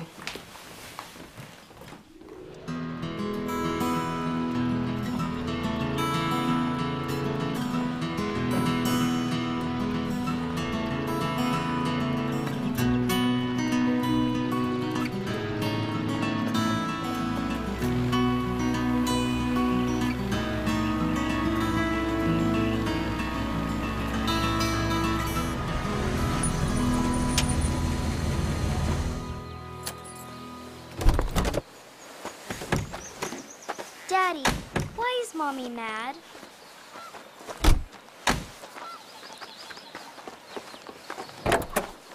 I'm sorry, Irma. Really, I am. It's just, I get so little holiday, and I never see Mother at all, and you know how she can be. And I thought, Yes, you thought? I don't think you thought at all. Irma. Hi, Grandma. Irma. Hello, sir. She's early. Oh, she's early. Wonderful. Mother! Hello, hello. Hello, Mother. Shirley, come inside. Hello yourself. Dearest Mildred, I honestly worry for his health if he doesn't get a good rest up here. Now his mother's here, so there's no hope of that. I can't say anything to Tommy, of course, but the idea that the woman would invade for the only 2 weeks holiday we get is something of an irritant to me. After all, it's not as if we haven't invited her dozens of more appropriate times. I'm so sorry to complain. Anyway, I'll write you at greater length next week. All my love, Irma.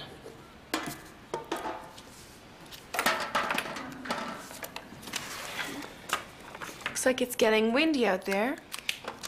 You two want to help me tie down the boat? Oh, yes. Come on, Shirley. Come on, come on.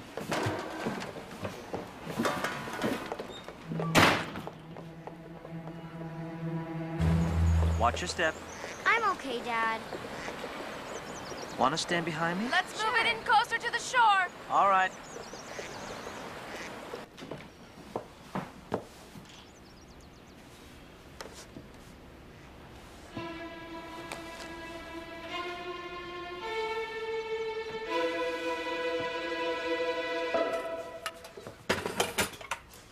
She won't let me drive her to the station.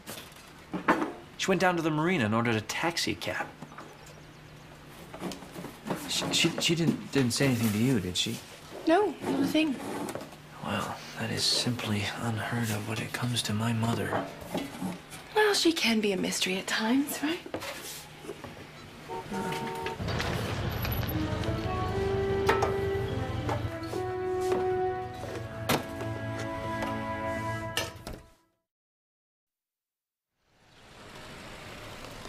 George, how was your holiday? Went north. Gorgeous. Yourself? Oh, Carlisle Lake. Splendid. Tommy.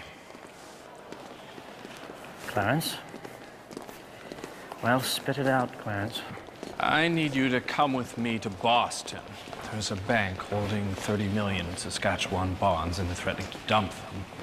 Why? Those are perfectly sound bonds. Of course they are. Well, let them dump them. Maybe we can snap them up at a discount. Tommy, if one bank says that a paper's worthless, then the rest will follow. That's tantamount to saying that the word of the government of Saskatchewan's worthless. No. No, we can't have that. No.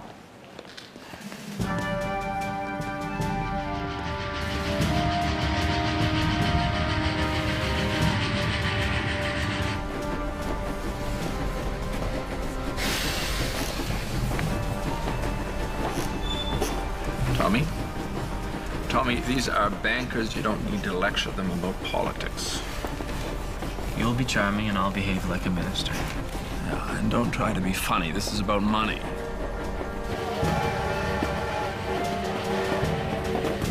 I'm afraid we're not open to holding onto your bonds any longer. Unless you're prepared to redeem them, we have no choice but to put them on the market at a discount. We agree. We'd like to start buying them back immediately.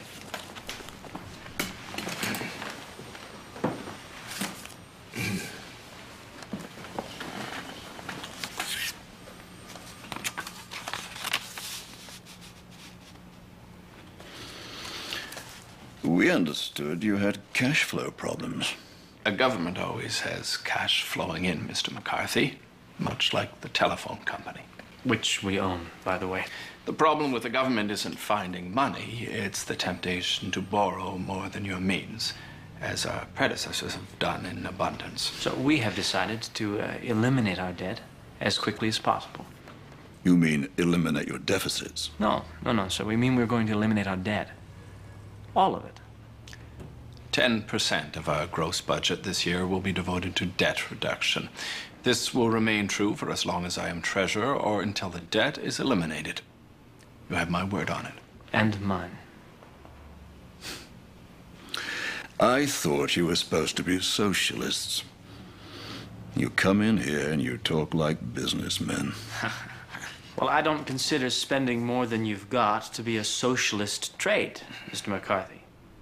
I consider it to be an irresponsible one. Now, we hope this will stop all this talk about dumping perfectly sound bonds at less than their value. All right. We'll hold the rest for a year. See how you do. Thank you, gentlemen.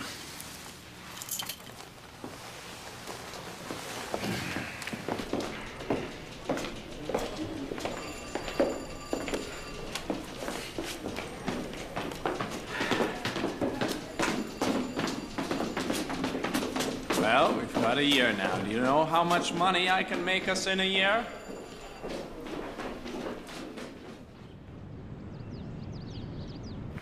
Tommy, I want to talk to you about this car insurance scheme we have on the platform. We passed that legislation, Clarence. Car insurance is mandatory as of January 1st. Yeah, I know we passed the bill, but we always said we wanted to sell it ourselves, and I think it's about time we got that going.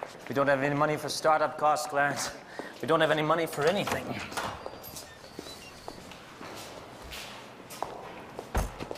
Think about it, Tommy. What startup costs are there really?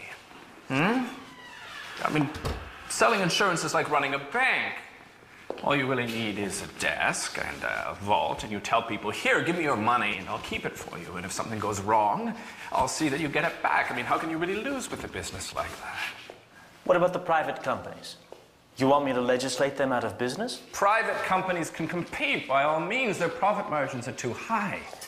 We can sell the same insurance at a lower cost. I guarantee it. I don't think you can guarantee something like that. Tommy, when have you ever known me to be wrong about money? How much would you need to set it up? Tell me honestly. Nothing. $15,000 to outfit an office, hire a couple of staff. We'd make that back in the first week. And there'd be profits, Tommy. And we could dedicate those to improving the roads. You have to admit, it'd be nice to have some decent roads in this province. This is the kind of thinking we need.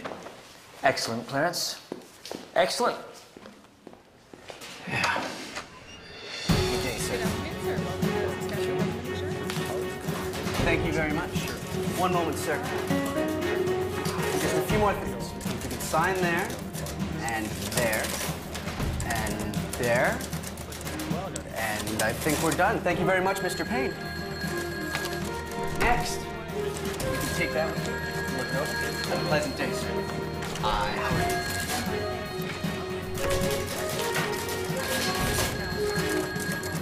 Next.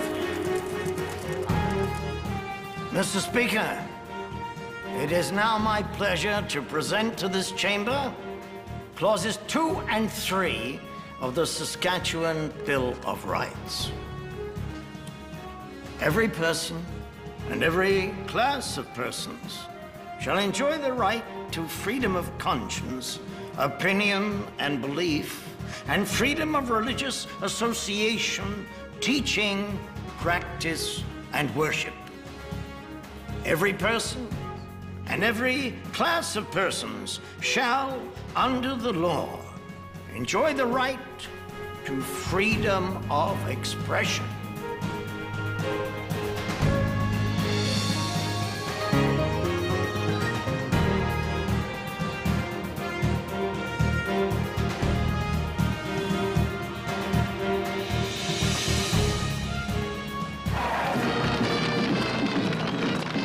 Saskatchewan marches forward. A new decade of prosperity dawns on the prairies. In every corner of the province, the economy is booming.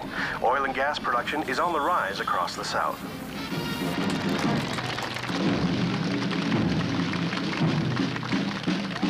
On the farms, always the bedrock of Saskatchewan's wealth, the wheat is high and the farmers are prospering. Industry is spreading even to the far north, where lumber production and mining have created new opportunities for all. Enormous potash reserves are creating the fertilizer of the future. You know, I was talking to a farmer the other day, and this man said to me, you know, Tommy, there's been a lot of changes since I moved out here in 1905, and I've been against every one of them. Well, I don't think anyone's against the change to indoor plumbing. Now let's burn some outhouses.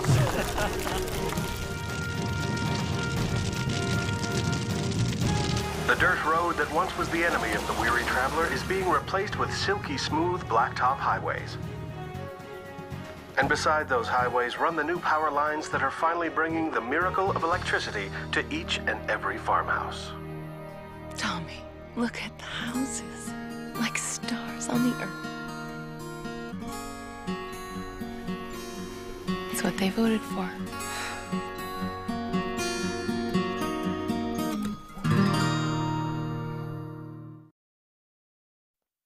We are 10 seconds to air. Coming back on camera 2, and 8, 7, 6, 5, 4, 3.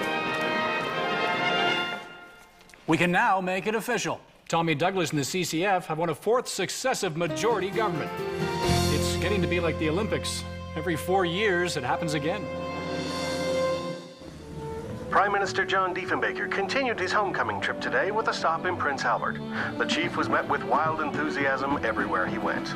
Next stop, Regina, where the Prime Minister is expected to clash heads in a private meeting with Premier Tommy Douglas. I think anyone would like ringside tickets to that prize fight. Prime Minister Diefenbaker, are you and Premier Douglas planning to hold a press conference after your meeting today? Premier Douglas and I haven't planned anything. I haven't spoken to the man yet. Well, are you going to be discussing the balance of payments between the federal and provincial governments? Gentlemen, I simply plan to have a little chat with a fellow Saskatchewanian. If anything important comes up, we'll be sure to let you know and keep these fellows out here. Would you folks mind giving us a moment in private, please? Prime Minister, I thought we weren't meeting until this afternoon. It's not official, Tom. It's just a little chat. Sit down. I want to talk to you about this hospitalization program you have going. What about it? I understand it's eating up a good chunk of your budget. Well, no more than it merits. It's an excellent program. It's an expensive program. And what's it cost? A quarter of your budget, your revenue? Something like that. A little closer to a third, actually. But you have to understand, we pay for every hospital bed in this province. Well, I've got at least 2 premiers who are very upset with you about this. I don't see how it's any of their business. Their constituents want to know why they're still paying hospital bills when it's free in Saskatchewan. Well, that sounds like an excellent question to me. Because you're the only leader in the country who doesn't have to answer it. Now, I hope you are not suggesting that I scale back the program. It has occurred to me. So I had a couple of my bright boys take a look at it. And? They tell me that you're doing the right thing, that we should take this national. These were conservatives who said this. Indeed. So, that's exactly what I'm going to do. I will match every dollar every province spends on free hospitalization. I just don't quite understand it. Don't see why you have to understand. Well, I would like to. I would like to, with all due respect.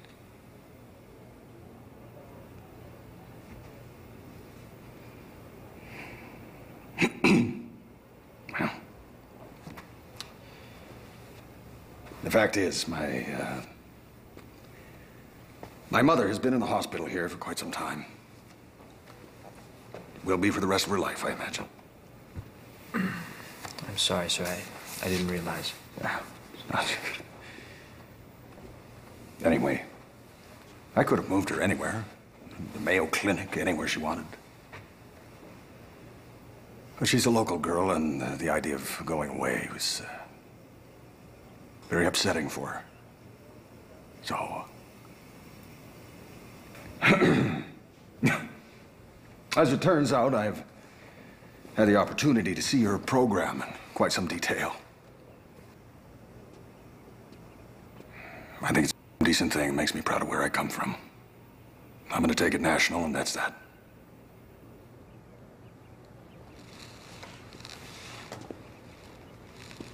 Thank you, John. You're welcome.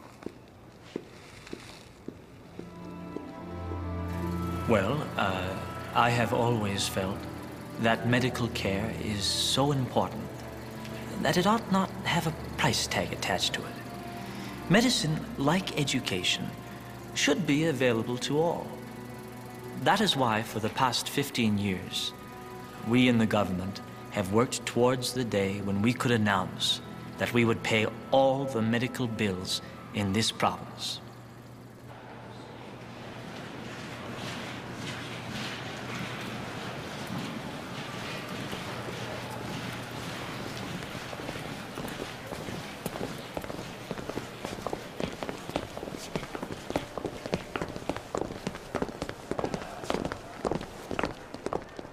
It's my colleague, Dr. Marple. It's Dr. Filcher of the Canadian Medical Association, Dr. Mickelson of the American Medical Association. Well, brought in the big guns, have we? Now, we have all gone over your proposal, and we are unanimously agreed that it is not acceptable to the profession. And why not? It is unacceptable that doctors become de facto employees of the state. Excuse me, gentlemen, but we're offering to pay you the rate you set yourselves, and we're offering to guarantee payment. And our deal's better than what you have now. No, that's not the point. As doctors, we're firmly committed to the concept of free enterprise medicine. Please, can we just leave the slogans aside? All I am trying to do is to ensure that everyone in this province has access to decent medical care. I find the insinuation that we're not already providing that care to be highly disingenuous. No patient is turned away for lack of funds. No, then you just stick a collection agent on them. My father died because he wouldn't come begging to you fellas for charity, so don't you come telling me that the system we've got is adequate, because I find that highly, highly insulting. I don't know how much more clearly I can state this. Mr. Douglas, your state medicine plan is not acceptable to the doctors of Saskatchewan, nor to the doctors of Canada, nor to the doctors of the United States of America, and we will not practice under your plan. Very well, let me tell you the position of the government of Saskatchewan. We are going to hold an election, and we are going to propose the very same legislation that you fellows find so objectionable. And when we win, we are going to make that law. And you fellas are going to obey that law. Thank you for your time.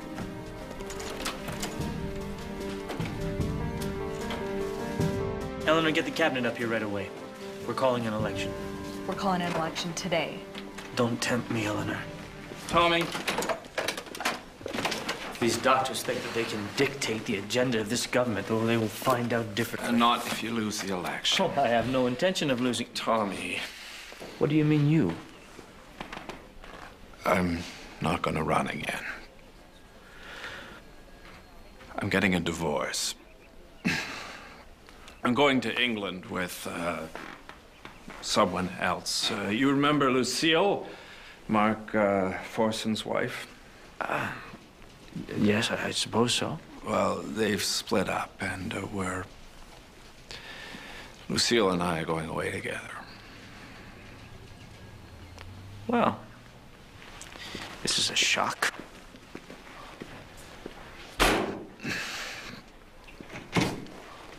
I've done my bit, Tommy. You picked a lousy time, Clarence. Has ever been a good one. I'll be sorry to see you go.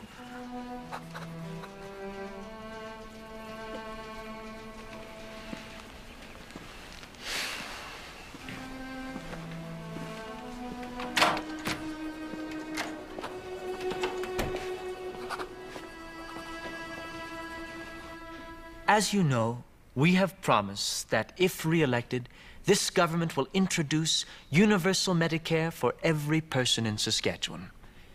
And our opponents are calling us a bunch of communists, and the doctors are saying it will mean the end of the world as we know it.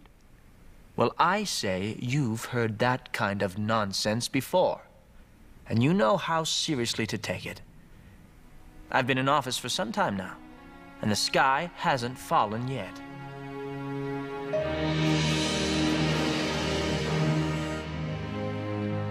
It is with great pride that I announce the passage of the Saskatchewan Medical Care Insurance Act. What was once a dream is now the law in Saskatchewan. And I can honestly say, without hesitation, that this is my proudest moment as Premier.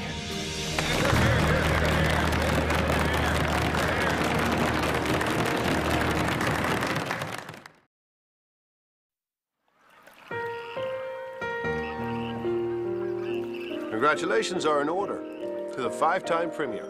Ah, well, thank you. We've already passed the Medicare Act, you know. Oh, good. Now you can come to Ottawa and lead this new party. Look, I've said no a dozen times already. Well, you're going to have to say yes. There's no one else who can make it work. Honestly, Tommy, it'll fall apart without you. And drop it, MJ. So, Irma, you've heard about the new party we've started. Oh, yes. What have you decided to call it? Just the new party. Oh, you don't approve? I just don't understand what it is with you fellows when it comes to naming things. Can you put this on the table, please? Oh, yep. Thank you. I mean, what are you going to call it in 10 years, MJ? The used party? The almost new party? You know, I hadn't even thought about that, and it's not my problem anymore. But you know, I've been trying to convince Tommy to reconsider taking a leadership job. And you can drop that subject right there. Thank you very much. What's got your nerve? Tired of being asked questions I have already answered. The least you can do is be polite enough to think it over. It's not everyone who gets asked to run for Prime Minister. I'll never see a CCF government in Ottawa in my lifetime. Well, what does it matter as long as the right laws get passed? The way to pass laws is to run the government. I have promised to serve my term, and I will do just that. Well, I don't think... Now, I am done talking about it.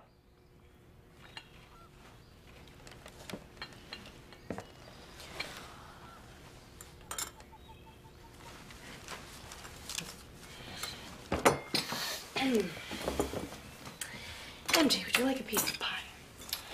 Certainly. Your committee unanimously recommends that the name be New Party. The CCF is no more. A new federal party is officially formed, and now all it needs is a leader. Speculation is that Tommy Douglas, Premier of Saskatchewan, is the consensus choice, but so far he's refused to consider the job. The new party will have to be followed. Is there any party in the world which is that stupid to call itself New Party? What does it mean?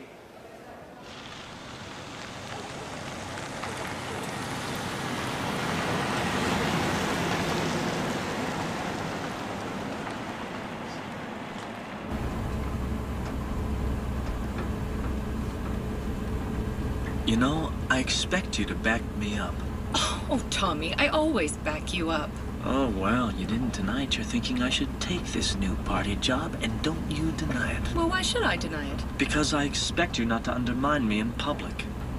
Having supper with MJ is hardly being in public. I'm more than a little annoyed at all your accusations. I'm not accusing you of anything. I'm simply stating the fact that I have decided not to move to this new party, and you are not respecting my decision. No, nor will I respect any other decision that I feel is stubborn and wrong-headed. You like being Premier. You've gotten used to it. And you're too comfortable to go and do the hard work it's going to take to bring Medicare to the other provinces.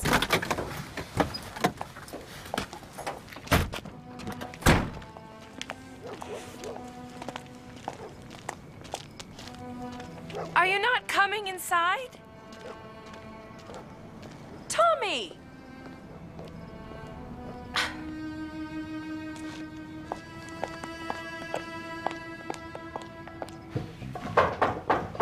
Well, you make out a list. We'll get the atlas. I thought you were going to England. We are. Next month. Did you want to come in? No, I just wanted to knock on the door and leave. Of course I want to come in. Lucy, we've got company. Oh, Mr. Premier. Lucille, oh, how lovely to see you again. Clarence has never looked happier. Well, thank you. Can I get you a drink? You know, I think I will. Scotch and water. All right. Scotch and water. So much. Do you have any rooms with doors on them? Of course. Well, she can wait in one of those, surely. I don't need you being so busy being Vera, you can't think.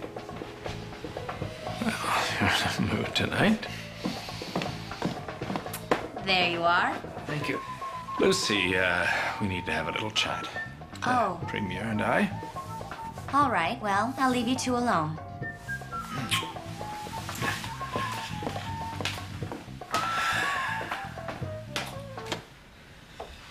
What do you want, Tommy?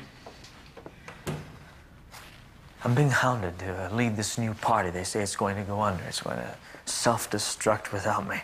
It's not your problem. What if I took it? Why would you want to be a third-party figurehead? You know, you don't have any chance of winning anything but a few seats. We're supposed to be replaceable, Clarence.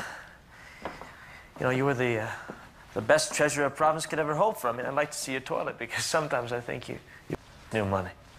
But now I've got Lloyd in treasury, and he's just as good as you ever were.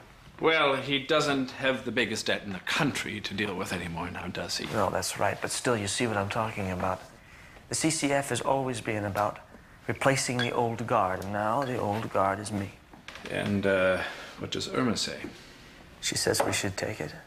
So what are you doing here? I don't want to go. That's just the fact. But I think about this legacy that we're leaving, and I can't help but wonder whether I'm making it impossible for anybody to take my place. No, I think you're getting a little full of yourself now, Tommy. Well, that's why I came to you. No one's more full of themselves than you, Clarence. Well, aren't you obnoxious tonight? Well, it's funny you say that because look at you. You've turned into an adolescent boy. It's pathetic. I don't think you should take it. And how can you say that after you've quit? How come it's time for you to move on and not me? It's because you've got a new mandate and you're supposed to serve it out. No, I got a mandate for Medicare and I've passed it. The system's not in place yet. You don't have the doctors signed on. I'd say now is just about the exact worst time to be running off to Ottawa. I don't have many good choices here, Clarence. Either I walk out on the people who have elected me or I let the federal party go down in flames. Well, I think one of those choices is considerably better than the other. Well, I don't. And I think that you are not in any position to lecture me about sticking to one's obligations.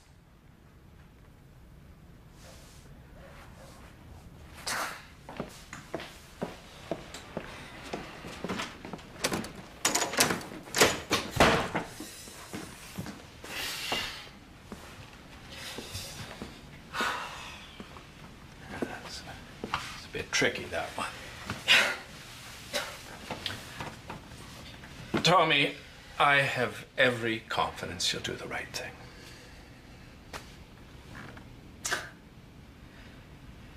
Thank you. I'm just not sure. I'm afraid it's going to be a disaster. They have no money and they have no organization. Well, they can't have any less money than we had in Weyburn that first campaign, Tommy. Besides, that's not the point. The point is that you and I have always felt that the way that we do things here is the way that they should be done everywhere. And now you're being given an opportunity to help make that happen. And you insist on seeing it as a burden. Darling, it's not a burden. It's a gift.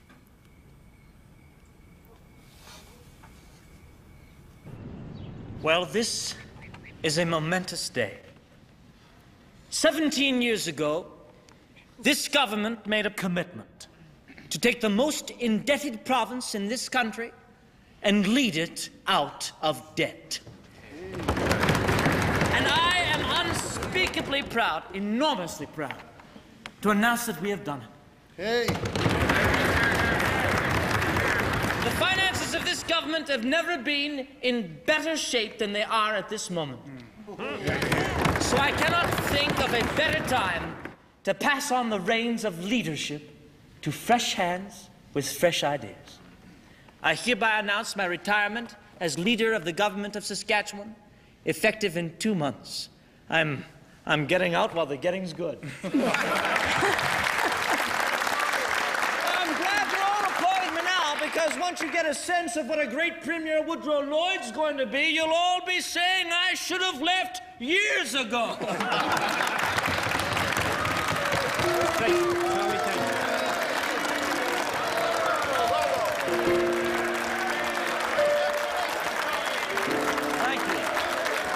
Thank you, George. Thank you. Thank you very much. Thank you.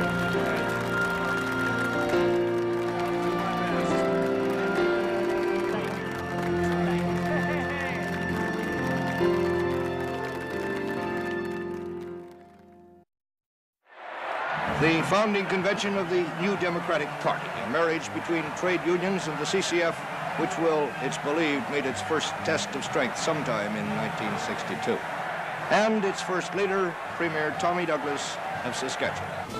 Prime Minister Diefenbaker has dissolved the government, and in 5 weeks, the country will go to the polls.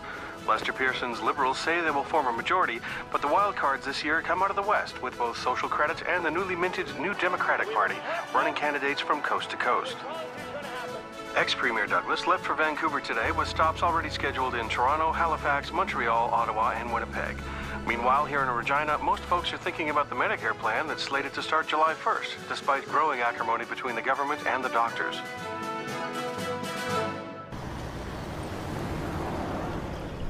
Oh, there you are, Irma. We've called it the New Democratic Party. Party. For me, I'm booked all week. What do you think of that? Honestly, MJ, as though the other parties weren't democratic. No, but this one is new. All right. And that's a reason to vote for us. Get back to me. Where were we? Okay, the pressing question. Where are you going to run? We're going to run in Weyburn, of course. Where else would we run? Irma, Weyburn is one of the only seats we've already got. Now, surely we can get Tommy Douglas elected without bumping a sitting member. Well, I think you're putting the cart before the horse. MJ, you've got to get your leader into Parliament before you worry about anything else. There are lots of good ridings, Irma, as long as I'm campaigning in Saskatchewan. Now, I'm wondering if maybe I shouldn't be in one of the cities. It's better for taking on the doctors, don't you think? Absolutely. No. No, no. Not if the party is only going to allow him 2 days a month in Saskatchewan. It's a federal election, Irma. He's got to be seen across the country. He's got to be seen in his own riding, especially if it's not Weyburn. I'll find some time for my own campaign, Irma. Don't worry.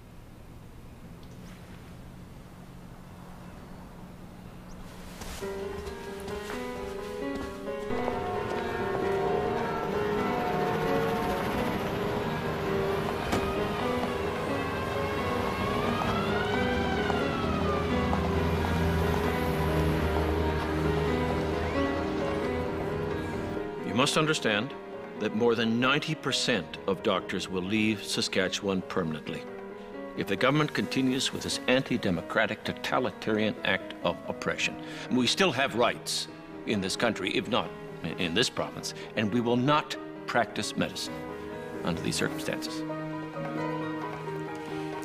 The law says there's to be no privacy at all. All the doctor's records will be turned over to the government. The law doesn't say that. Well, they haven't made it public, but that's what they're planning. It's true. They're going to put cameras in all of the examining rooms and photograph us with our clothes off. How do you know this? My Ralph's in the shadow cabinet. He knows what's really going on. We're going to have offices in every town. We're calling ourselves the KOD movement, Keep Our Doctors. I have lots of signs for everyone. A doctor is a scientifically trained expert whose only goal is the health and welfare of his patient. Under state medicine, your doctor cannot choose how to treat you. Under state medicine, the patient loses control over his own body. Only with free enterprise medicine can you be sure to receive the best treatment possible.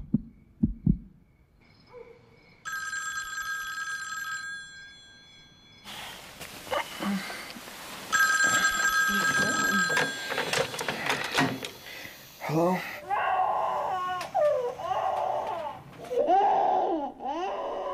Do you hear that? Do you hear that, Mr. Douglas? That's my baby who's going to die because there'll be no doctors. No more because of you! Baby killer!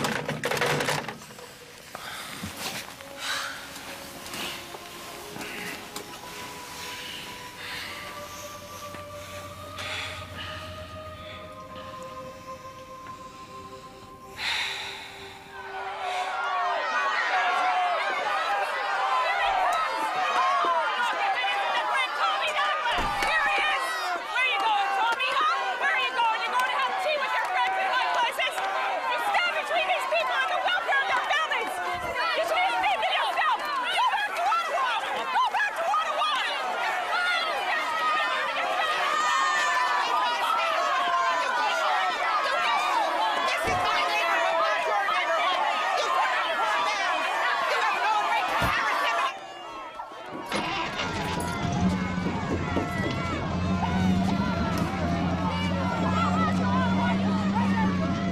In Regina, Tommy Douglas, leader of the NDP, is also in a crucial position. He has been opposed by Liberals, Conservatives, and also those citizens who are opposed to his provincial medical care program.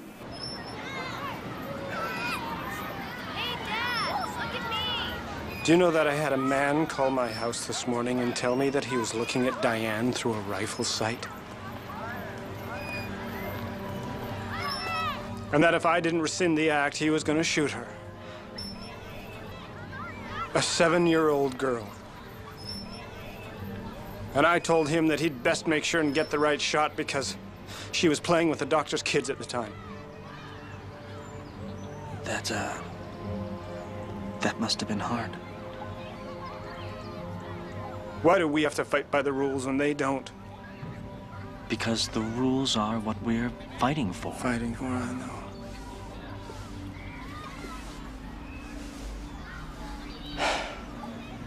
We're losing the people, Tommy. That is not an option. That is a fact.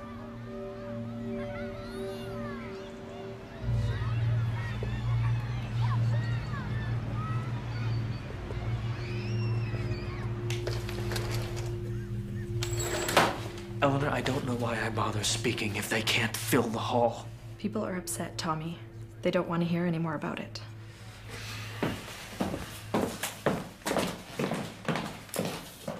Now, I want you all to start thinking about what these doctors are saying. They are saying that their right to free enterprise is more important than your right to health.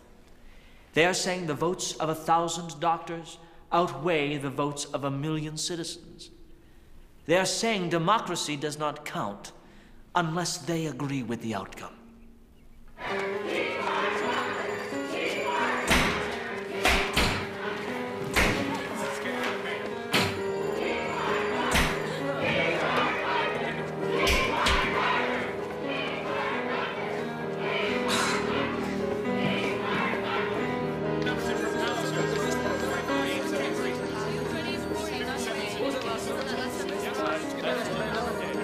It now appears all but certain that the Liberal Party will form the next federal government. That's it from the National Election Desk in Toronto. We now return you to regional coverage. We're back. We have results coming in from Regina South next. This is surely the most closely watched riding in the province, and I can now report Tommy Douglas, the 5-time Premier of Saskatchewan, has gone down to defeat tonight for the first time in 27 years. We can announce that Conservative Ken Moore has run away to victory. A year ago, this result would have been considered unthinkable. But the doctor's strike is slated to begin in 2 weeks, and there's a lot of anger in Saskatchewan right now.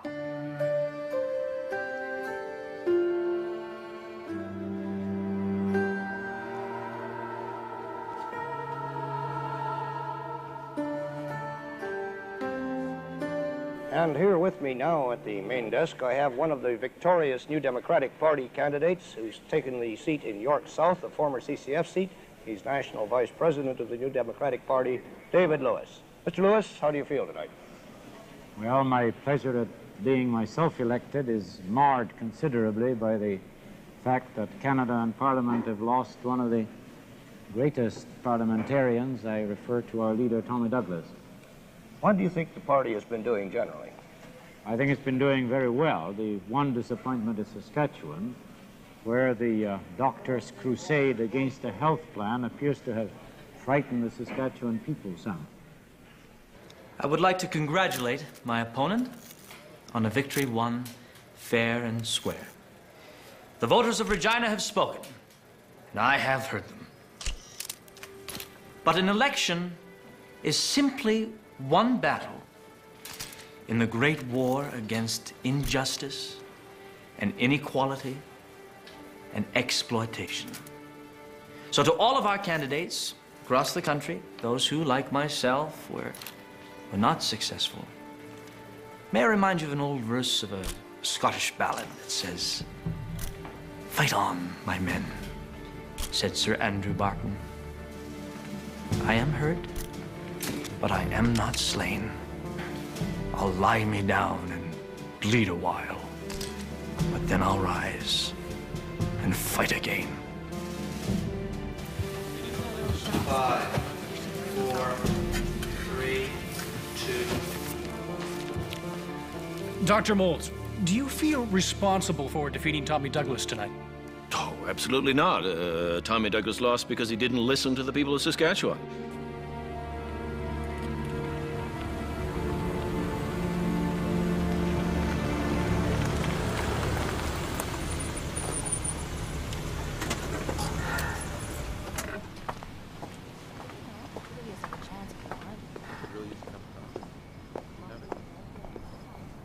I'm going to put the house on the market tomorrow morning.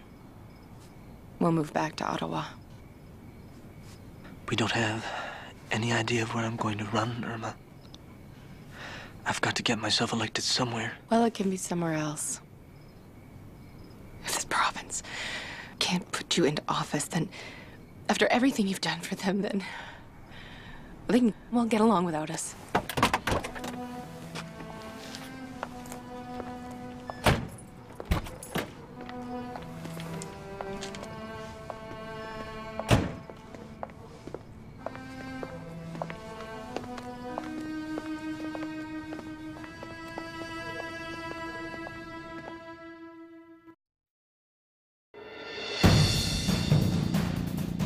At this time, almost every doctor's office we know of in Saskatchewan is closed.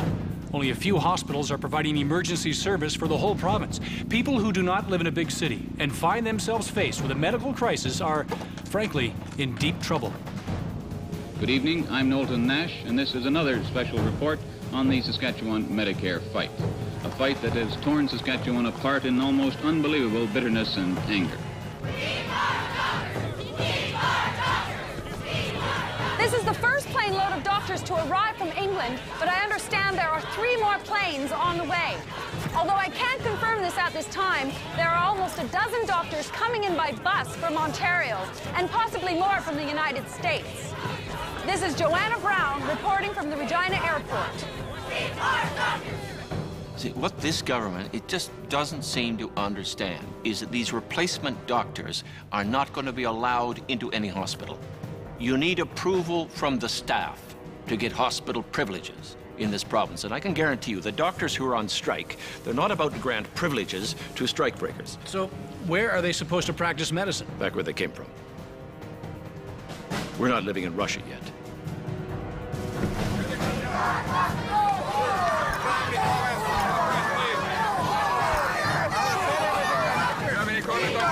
Nothing more to say that I haven't already said, folks. Gentlemen, please.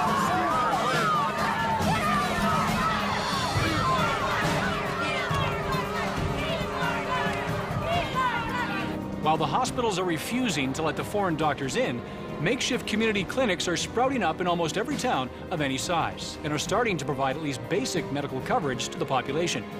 We'll find out how public opinion is swinging this Sunday when the Keep Our Doctors protest rally is expecting 50,000 people to gather at the legislature.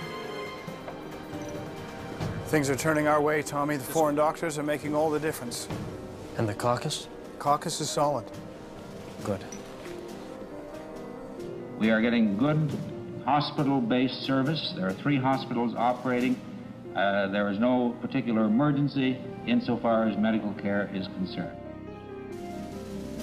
The Keep Our Doctors movement expected 50,000 marchers today, but there can't be more than a few thousand people here. This is a major setback for the doctors. The strike drags on, and today the doctors suffered another blow. The Court of Queen's Bench in Regina has rejected their petition for an injunction to suspend the Medicare Act. That means the doctors' last legal avenue has been shut. And with the dozens and dozens of foreign doctors now working in the province, you have to wonder how much longer the doctors can keep this strike going.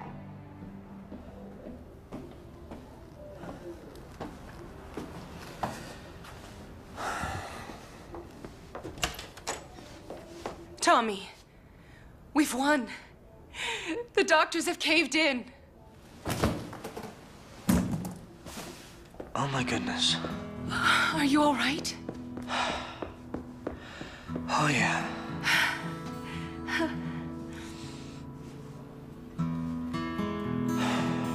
Come on. Let me take this. Let's go inside. Dr. Mould is here.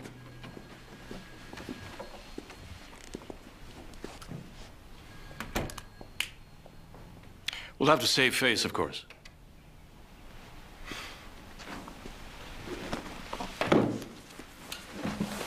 So there will be conditions. Of course.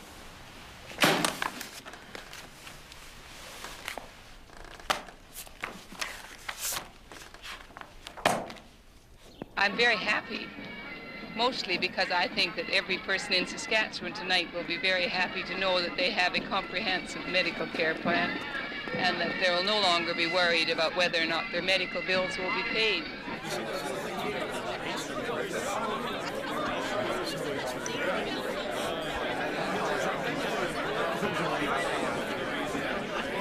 Oh, look, there he is.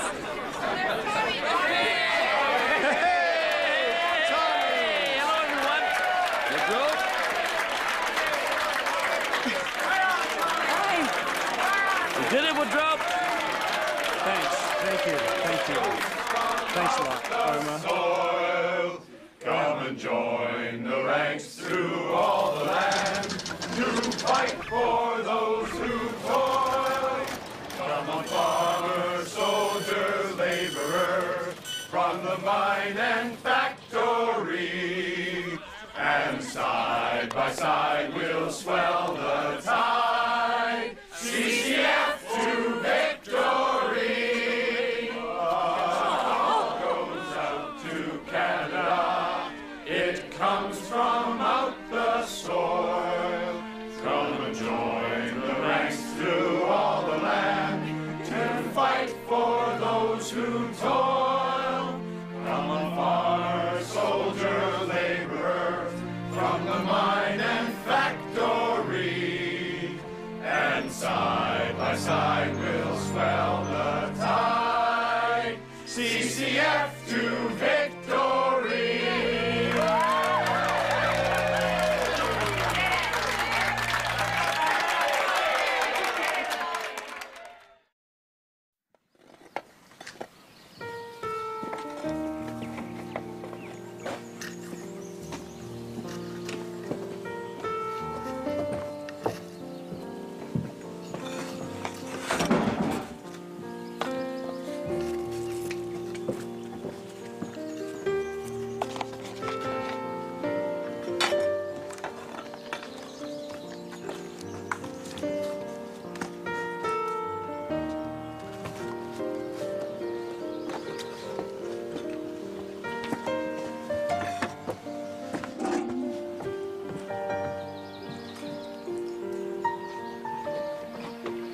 Got to get going. I know. We're late already. We'll leave right away.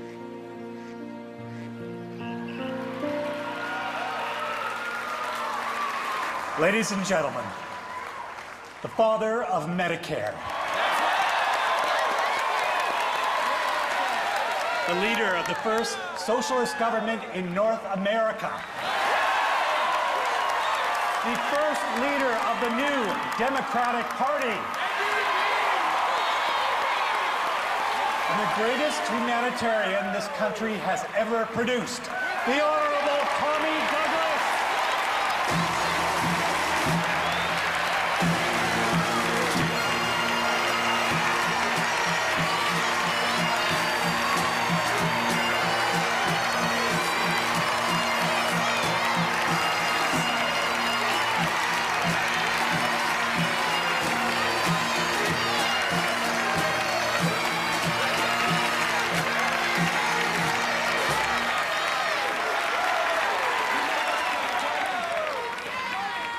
Well, if I had any sense, I'd leave that good evening and you might go home believing some of that malarkey that you just said about me.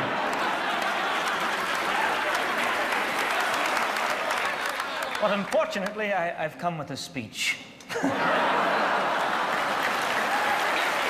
Now,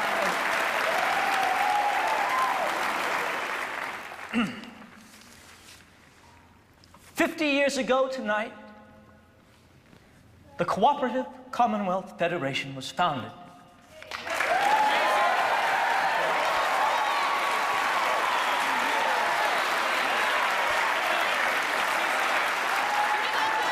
Right here in Regina.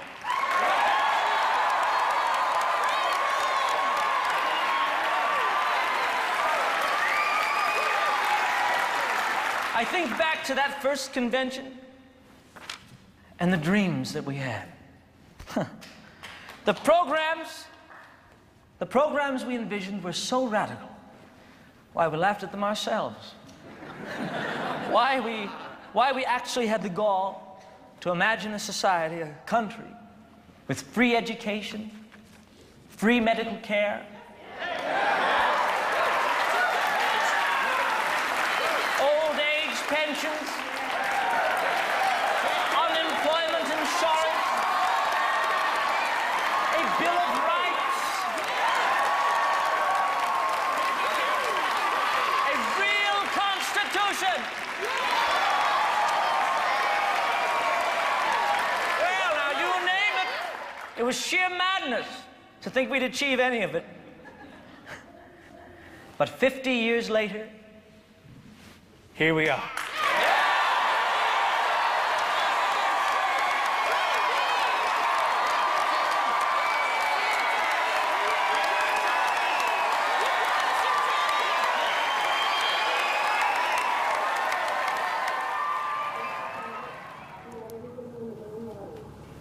No need for that. We got the biopsy results. Well, I thought that was going to take another week. It didn't. The good news is, it's fairly slow. The bad news is there aren't a lot of treatment options.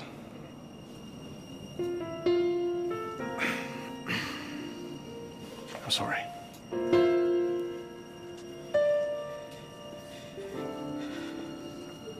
That's fine. Thank you.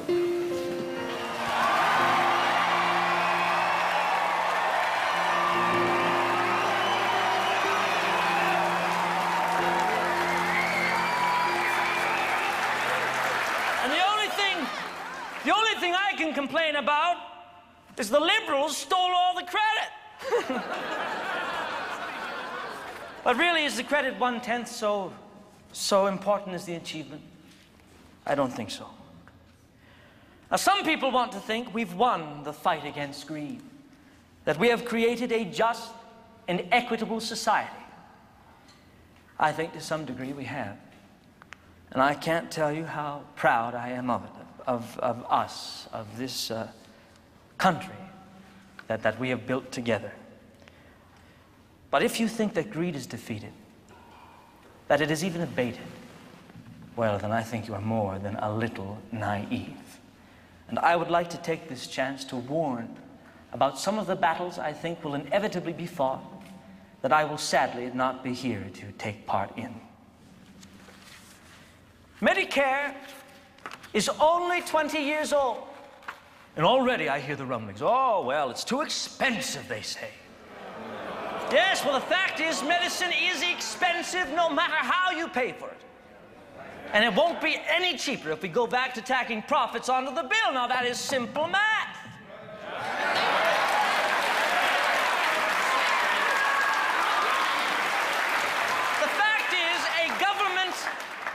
The fact is, I've lost my place now. Irma wrote this out for me, and her handwriting is atrocious.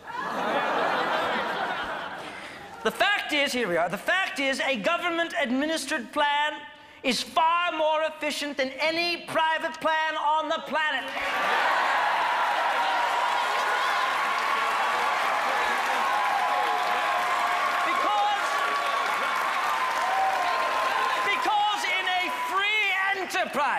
In a free enterprise system, there has always got to be a profit, just as I've always said. In fact, that profit has to grow always every year, or the stockholders will rebel, and heaven forbid we save a few lives at the expense of the stockholders.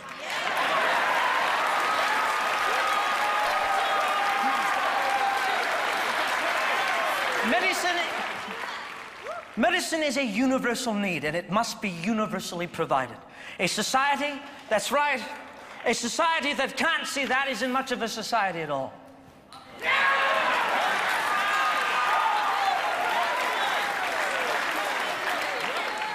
You calm down now.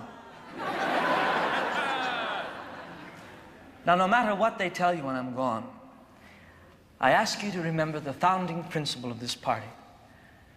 The principle I have fought for in Parliament and out of Parliament my entire life. Now, it's very simple, actually. It is the principle that we are all in this world together.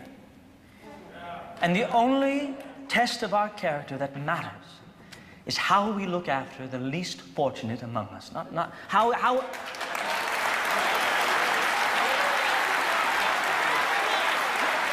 we look after each other, not how we look after ourselves.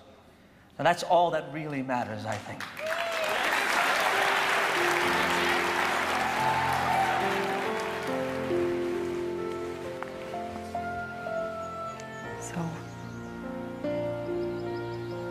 Daddy, there's nothing to be done?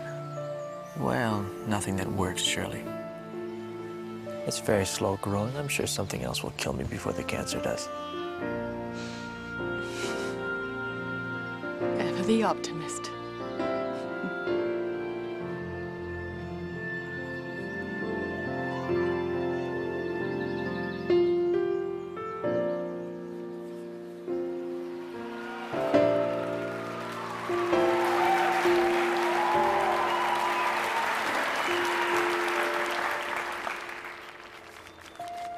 According to Irma, I'm done now.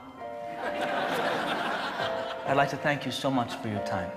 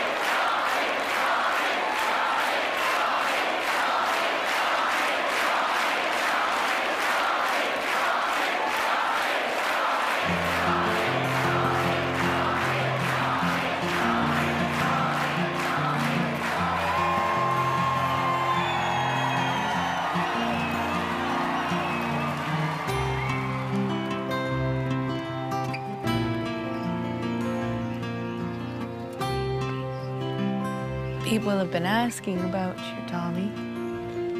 They want to see you. Well, I don't want to see them.